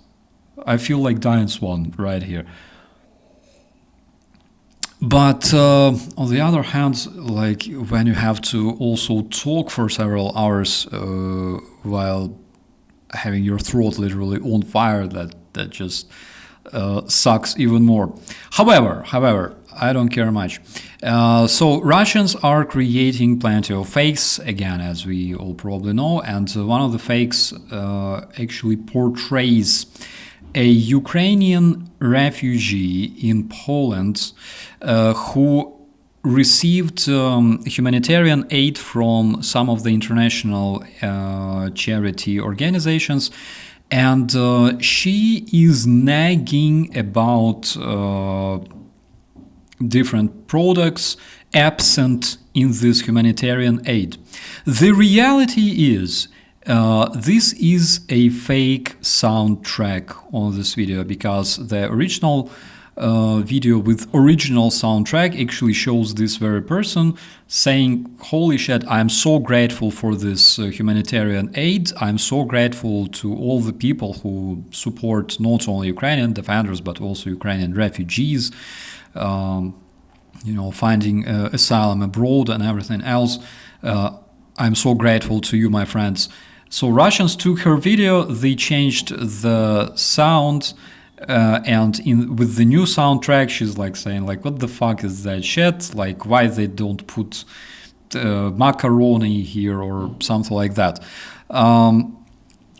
That's one tiny example of Russian hybrid warfare that is massively shared in the Western, among the Western audiences, because this video received millions of views in the Polish social media, making Poles absolutely mad. Like, Ukrainians, are you fucked up? What the hell are you talking about? You're receiving like humanitarian aid from Europeans and you're not happy. Guys, these videos are made exactly with this purpose, all right? And Russians will keep producing them. Again, Russians are increasing the budget for their external propaganda. And we will see more of that. All right? It's so easy. You take a video, for example, from a guy visiting Polish cemetery, all right? Like literally talking about the Second World War and things like that. And then you just like change the soundtrack. You record a new soundtrack saying, for example, like all of those Polish dudes who died because they were shot, for example, by Ukrainian rebel army, OUN-UPA, and you try to delude people with that stuff. Russians produce so many fakes like that, my friends. Russia today, Margarita Simonyan and everyone else involved, they produce hundreds and hundreds of those in order to sow discord between Ukrainian people. And generally people watching those videos in the social media, you see it on like TikTok, and you go, what the hell? You don't run and try to find the true source of this video on the first place. First thing you do is you have this emotional response to the video, right? This is how it works, and Russians are very, very good at that. That is why one thing you should always question is if the information has very, very strong emotional negative response coming from you, all right? Because that's actually the only kind of content the Russians can produce. Russians will never produce anything that motivates you, but Russians will always try to produce the content that will be demotivating you. It's very important to remember, my friends. Okay? So, like, next time you see, I don't know, a Ukrainian dude wearing like tracker suits and pursuing somebody on the street in Prague, ask yourself if that's like Ukrainian for real, all right? Because the other day I actually saw a different video of a person being actually saved from a drunk Russian fuck on the street. So let's continue. I think we had some rather interesting news coming from the Russian TASS, the Russian state television and media. They say that in the I don't know like why they even talk about this one, all right? That made news in Russia actually, and I think it goes straight to our section of the Russian cringe. So the state Russian media are reporting that the European Union, in its 19th package of sanctions, is forbidding to export toilets and bidet and other different plumbing equipment to Russia. I shit you not. It's like literally, it's from their very own official media. Itartas. That stuff is serious. Like, that is something I don't think they saw it coming, but that is just fantastic. Russians are so mad that the Italian European toilets will not be sold in Russia anymore. That's so good. Oh my God. So also the Militarny portal published a bunch of procurement documents that actually expose the price, the cost of the Russian missiles that Russia is preparing to buy or was buying in 2024 to 2027. So according to the documents that were obtained by the Militarny portal, the Russians are buying, for example, Iskander-K. The cost of the Russian Iskander-K missile is $1.5 million each. Iskander-K is a cruise missile. The other cruise missile, improved one with the range of 2,000 kilometers, is $1.8 million. Caliber, $2 million each. X-101, $2.4 million. XPD, $4.2 million. The Zircon, the nasty ones, they cost $5.6 million. And Russians are buying hundreds of those, all right? So, of course, there is nothing more important than buying Russian missiles to kill Ukrainians, because there are no other problems in the terrorist federation.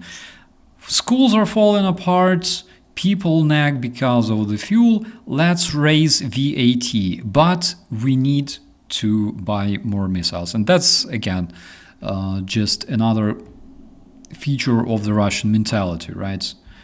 They don't care that they don't have, like, sewers, all right? But they will make sure that you won't have sewers either. At this very moment, returning to that amazing Russian military factory that was hit in Kopeysk, the Russian authorities report that 12 Russian employees, all right, on this factory became better Russians. They were improved. Also, 11 Russians vanished. All right, vanished. Where did they go? Who knows? All right. Based on the charge that was brought by Ukrainian drones, which might be anything between 45 kilograms and 400 kilograms of explosives, those Russians that vanished, they could be anywhere. So they gotta look also on the rooftops, in the sewers, on top of trees, in the branches, maybe somewhere in like Antarctica as well. Could also happen. So we are approaching the end of my compilation, and the reason I have this this amazing Christopher Bale, I believe, amazing American Psycho, is that today, my dear friends, besides the day of the kangaroo, the world is also celebrating the day of madman, the day of crazy, all right, the day of crazy people, which I don't know. Sounds cute, actually. Sounds cute. We have right to be crazy, but we don't have right to be stupid. That's for sure. So, congratulations to all those beautiful people who think that their roof is leaking sometimes. There's nothing wrong about that. The wrongest thing that you can think of is when you think that you are the only healthy people among the mad people. So, what else can I say? I still have some of my coffee. Of course, it's freaking cold because it's the same coffee I started the stream with 2 hours ago. I hope that you're doing well in your countries. Ali, please have some rest. We all appreciate you staying for for so long with us. So yeah. Murray, hello. Late to the party, hi from New Zealand. Hello to the beautiful New Zealand. Please let us know what crazy holidays do you celebrate in the New Zealand. I'd really like to know. The other day, I watched members of the New Zealand Parliament performing haka in the New Zealand Parliament as a kind of protest, I think. That was so cool, literally.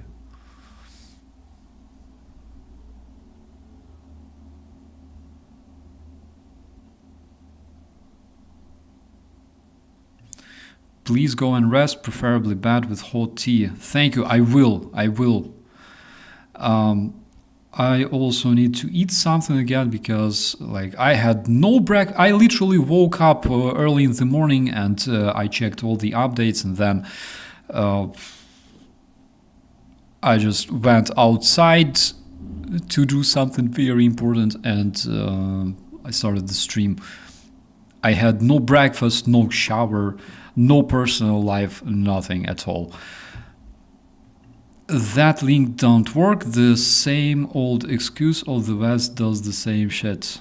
Yeah. When is the next stream? So, Bridget, I think the next stream will be tonight, around 9 p.m. Berlin, around 2 p.m. Texas. All right, because I really want to invite DW, so he would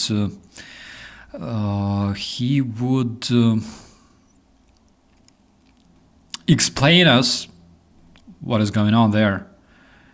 Because if you want to understand the American mindset, talk to American people, all right? Talk to them directly. We should always communicate more. I don't remember holidays because I have too much fun. That's the spirit, my friend. What's your opinion on Gripens? So this one is very important because Gripens are the airplanes with the capabilities of, for example, operating from unpaved surfaces. So not necessarily we should store them somewhere at the airport with the tarmac and everything, but we can operate them literally from grass, from gravel, from dirt, and this is something that makes Gripen aircraft very much versatile.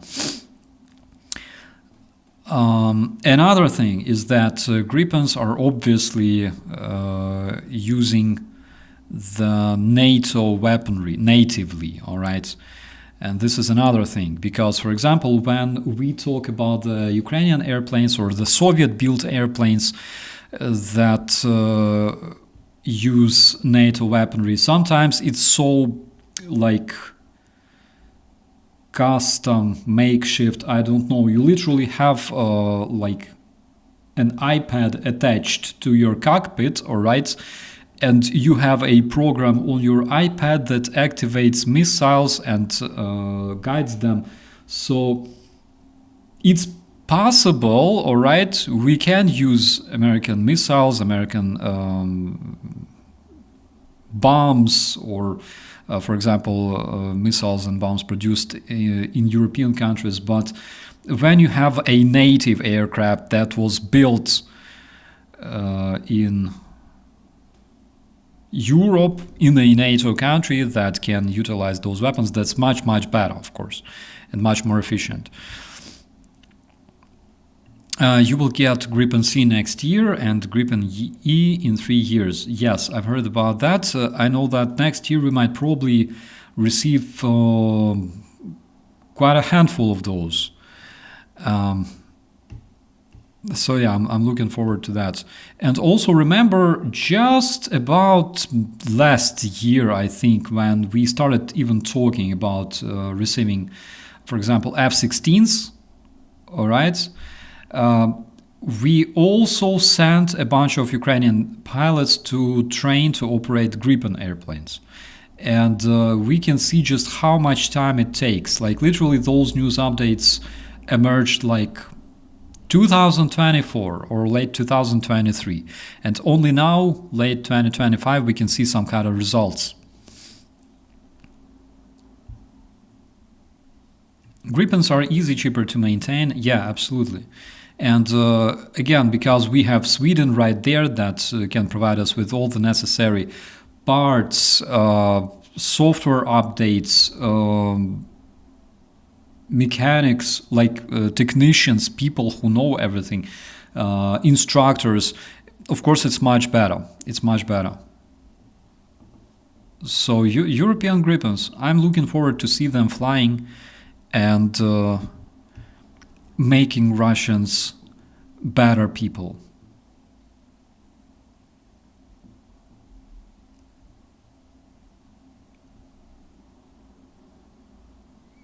I want Australia to get an Aussie version of the Gripen.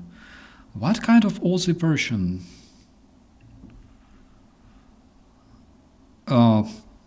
If it's an aircraft fueled with Vegemite, I would like to see that myself. I tried Vegemite, by the way. It's not bad. Yes, we need Gripens.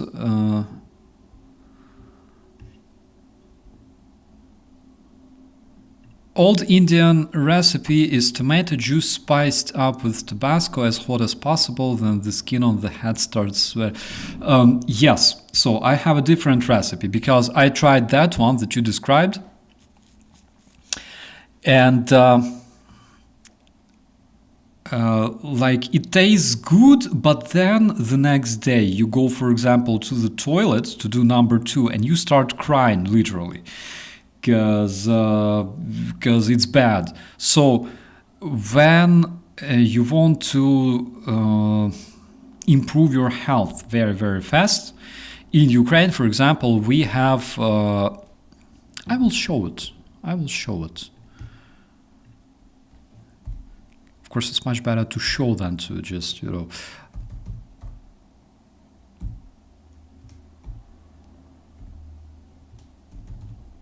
This is something that we call Pertivka, all right? So basically, that's 40% spirit Ukrainian beverage, all right, with honey and pepper. So this shit burns, for real. This shit burns really, really bad. And also this stuff heals very fast. So for example, when you feel like bad, weak, when you have like cold, when you cough and stuff, so you just, before you go to bed, you just take a glass of that stuff, you drink it, it's hot like hell. You drink it with honey and lemon and you just go to bed, all right? In the morning, you wake up fresh. You wake up fresh and healthy. I tried it myself and holy mother of duck, look at this. That is the picture of Ukrainian harmony, because you have pertivka, you have proper Ukrainian pickles, all right, with horseradish, I can tell from the color, and you also have something like tomatoes or something like that, and black Ukrainian bread. The only thing that's missing is, of course, Ukrainian salo, the lard, yeah. But that's basically the essence of this pertivka. You have like you have vodka, you have pepper, and you have honey. So And of course, in Ukraine, we don't call it vodka. Vodka is shit, all right? We call it horilka, all right? Again, I'm not the biggest drinking fan. I'm just trying to understand what to drink in the future, all right, when the terrorist federation collapses. That is, I don't know that, man. We're not acquainted, but that's just for your information. So I'm trying to understand what to drink when the terrorist federation collapses, because I decided that I will have to drink for 3 days at least, because I will have to drink together with so many people that I will meet and celebrate with. So that's 3 days at least. All right. So, Pertsivka, sake, tequila, 100%. And again, I didn't drink since like 2019. I didn't drink alcohol for years. So I gotta be prepared, because that can literally be lethal, you know. I'm sober long time and loving it. Same here. I absolutely enjoy staying sober. A fuck ton of tequila. All right, Ali, I will remember that. I will keep that in mind.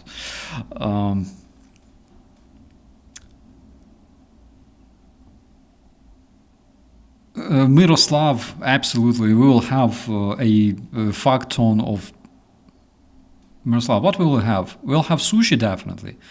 And we will probably have, I don't know, advise something. Bro, you know better. Like, I'm not the biggest drinker in the room, all right? Probably we gotta try something new, for example.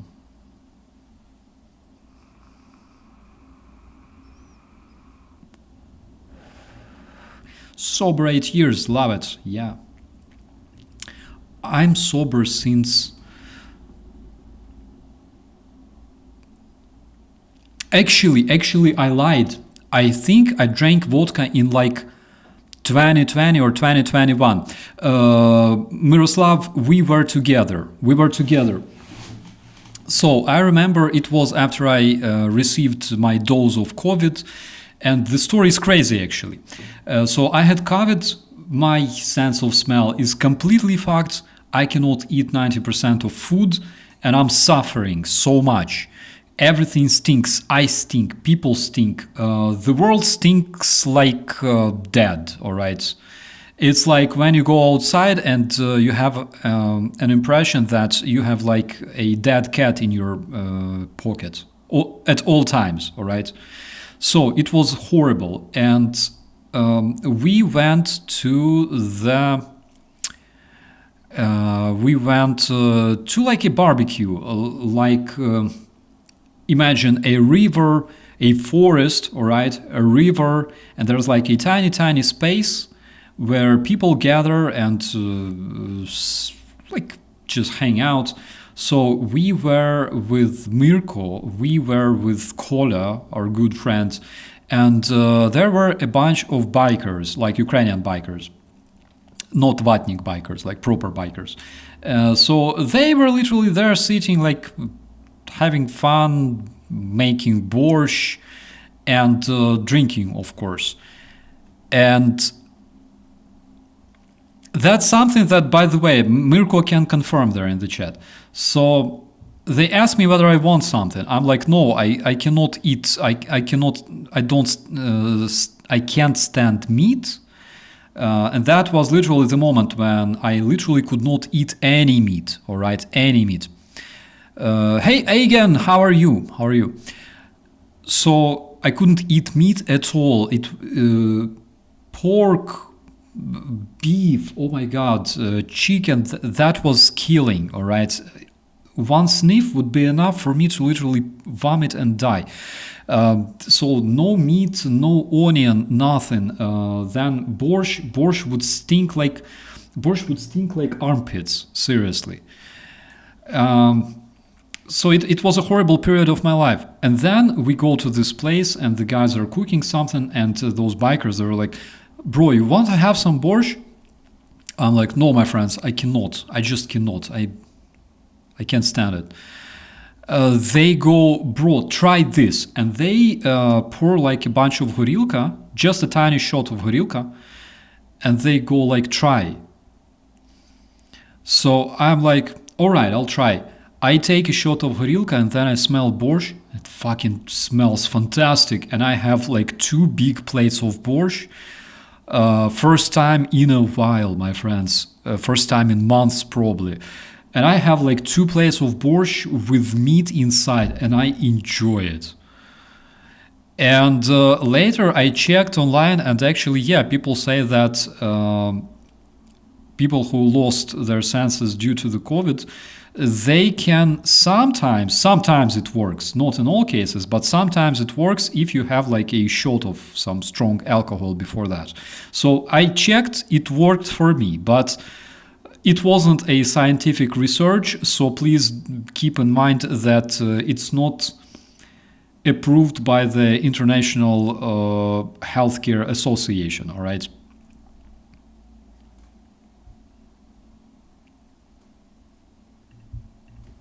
Two hours now feels like a rest. Yes. We are talking about food and stuff like we always do.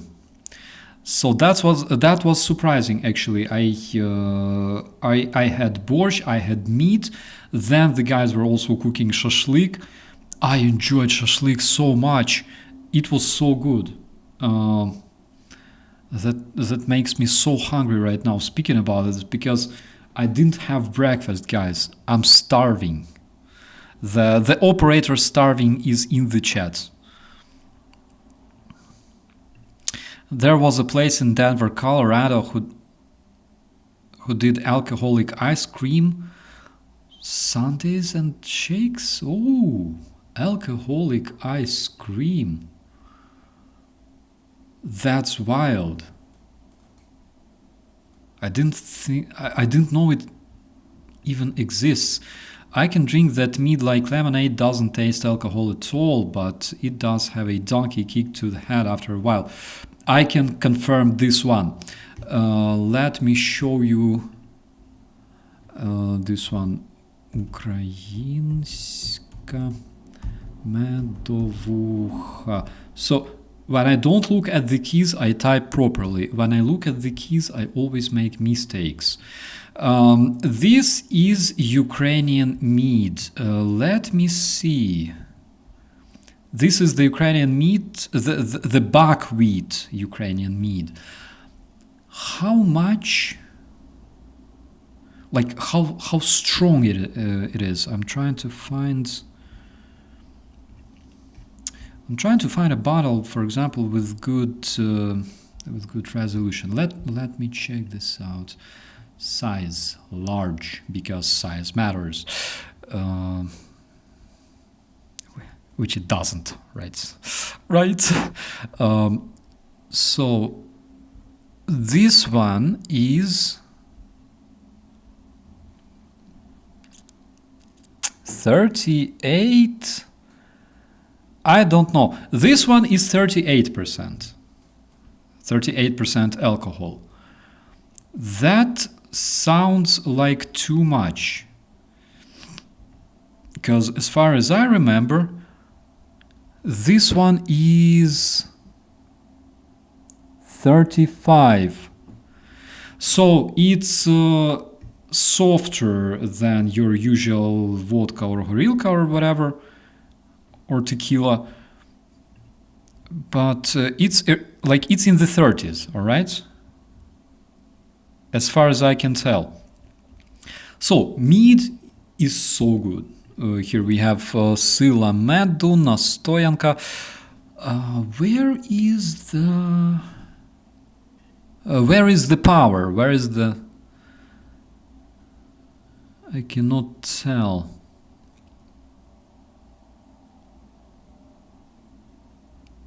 OBM doesn't tell. No idea. But mead is the shit, my friends. This is something you should definitely try. I never tried like mead in other countries. I tried it in Lviv, all right? And in Lviv, it tastes so nice. So first of all, it's sweet. For example, when you...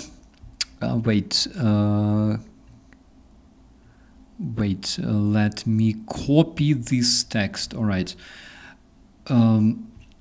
So, for example, when you drink vodka, all right, vodka was designed in Russia to make people drunk and stupid, basically, all right?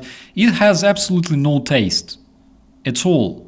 Like, you drink a 40% alcohol without any freaking taste, all right? You cannot even feel it. But when you take a glass of mead that smells like honey, that tastes like honey, it's sweet, it's incredibly sweet, and it's also strong. So you take that with, for example, with Vegemite. Yeah, with Vegemite. You gotta try this one with Vegemite. By the way, it's true, you gotta take a piece of bread, put a lot of Vegemite on it, and try it with meat. So it tastes fantastic because it's sweet, it smells properly, and you know that it's not just just like 40% alcohol made of whatever. Tears of Russian widows, for example. Fuck it shit. So, mate, you pissed off all the Poles in the comments. Oh my god.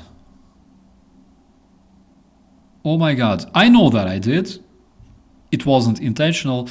But on the other hand, like, for example, you take Polish vodka, right? Polish vodka with... I will show it to you. Vodka... I don't remember if it's the proper way of calling it. Vodka Polska, all right? So when you take a look at like classic Polish vodka, for example, like yes, they have Wyborowa, all right, let's keep it in mind. But besides that, they have Żubrówka, right? And this vodka right there, it contains different herbs and stuff like that. So it's not just like 80 or like 40% alcohol. That stuff actually has smell and it tastes well, by the way. So like this, all right. That's literally just like 40% alcohol without any like additives, all right? But when you look, for example, at things like these, all right? Oh my God, where is it? At things like these, the vodka that always contains some herbs, the essence of some plants or stuff like that, that's a completely different thing, okay?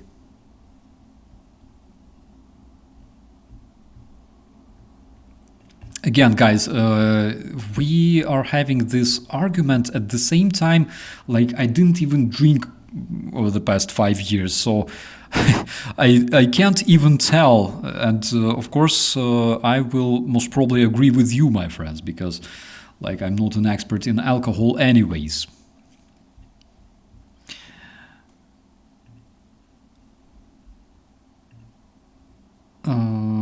I always have a bottle of that.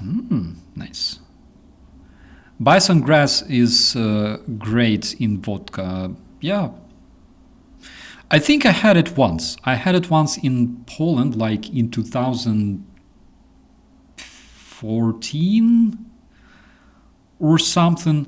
Yes, Steve, let me search that one.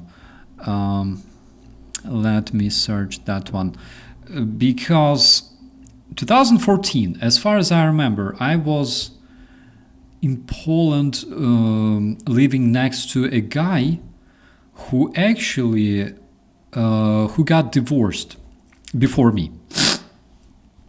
So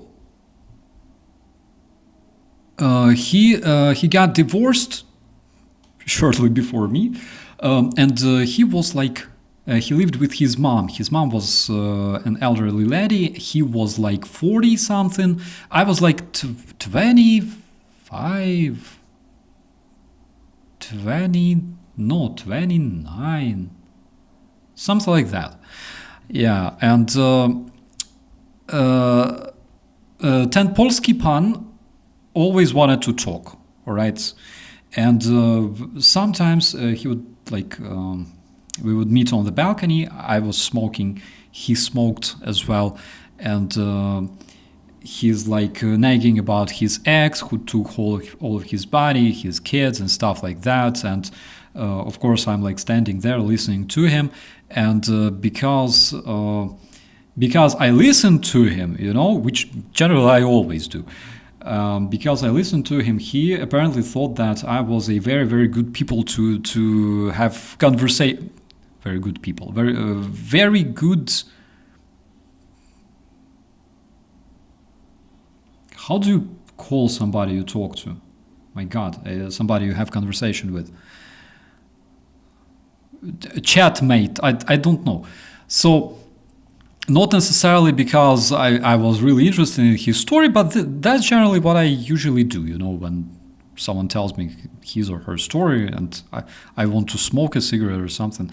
And yes, by the way, Red Russell, I never did super chats. Everyone is equal in the chat, and if I reply to the commentaries, I reply to all commentaries. If I don't, sorry, I don't. Not because I don't want to, but because I might miss some of them. No, Katie, I mean like someone you talk to, like having a conversation. In Ukrainian, we have this word that sounds like spіврозмовник. That's a person you have conversation with, all right? Like literally. Anyways, and we were standing there, we were like smoking, and the dude is like, do you want to drink some? I'm like, of course. So, and he picks like a bottle of vodka somewhere from a pot where his plant grow, you know, and he like picks a vodka from a storage, right? And he pours some in the glasses and sneakily, you know, like, let's have some. And Martin, have a great day. Have a great day. And like, cheers. And we drink. And it was so cool. It was so cool. And he's like, we're on the balcony, and our balconies are like together. He's like, like yesterday I visited this anonymous alcoholic meeting and stuff like that. And actually, yeah, like I was drinking because of my wife. Like she was the reason of all that. Like I had to drown my sorrow in the bottle of vodka. Sometimes it helped, of course, but yeah, it's like it brings a lot of problems and stuff. And then I hear like the door in his apartment like clicks because his mother walks out somewhere, and he looks at the door and he's like, do you want a cold one? I'm like, of course. Yeah, and again he grabs a bottle hidden in like who the fuck knows where. It was kind of cool. All right. I remember Polish beer is so good. Żywiec to jest zajebiście. I also enjoy non-alcoholic beer big time. Like I don't enjoy alcohol for some reason. But I think I gotta prepare.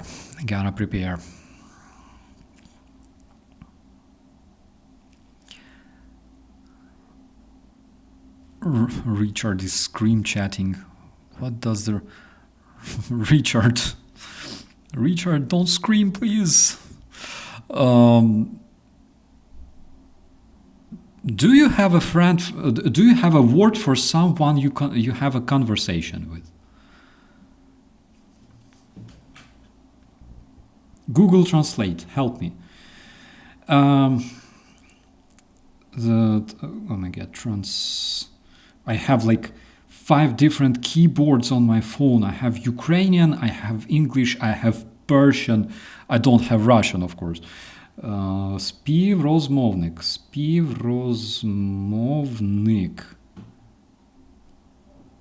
Really?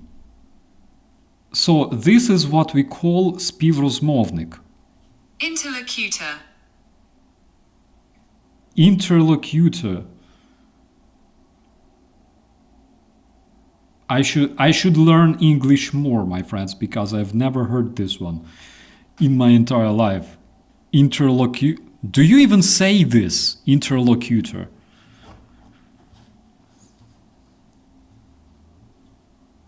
Oh my god. I learned something new today. Okay, my dear friends, let's call this a day. And also, please don't forget to check out my channel this evening, because DW will join me. And so many friends don't know the word. Like, I don't know. If you never heard that word, then me, definitely. I didn't even know this one exists. Interlocutor. We just say співрозмовник, somebody you talk to, all right? Regardless, like either it's somebody sitting on the opposite side of the table, literally having coffee with you, or literally you're in the bus talking to somebody, that's literally співрозмовник. Interlocutor. Holy shit. Mabahandula, did you hear that word? Mabahandula also didn't hear that word. And he's a goose. Okay, we'll see you later, my dear friends. And we'll have a great conversation this evening. I hope that we'll have a lot of different insights from DW. Maybe, just maybe, I will also invite some of your favorite YouTubers as well to the stream, because there will be a lot of things to discuss. Thank you so much. I completely agree. This stream was fantastic because you were amazing, and also all the amazing commentaries. You know, I always appreciate that. Gesprächspartner, I think, in German. Gesprächspartner. Something like that. Dialogue partner is more common, I guess. Well, yeah, well, in Ukrainian it's just a simple word. So, thank you so much. Won't be keeping you occupied any longer. And thank you for supporting Ukraine. Thank you for staying with me. Also, big thanks to everyone who supports my channel. I appreciate it big time. Because, you know, YouTube is falling down for some reason nobody can explain. But we're not afraid of that. Big thanks to all the members. Big thanks to our little and brave moderator army there in the chat. And also big thanks to all the family there. We'll see you next time. Specifically tonight, as always, be safe.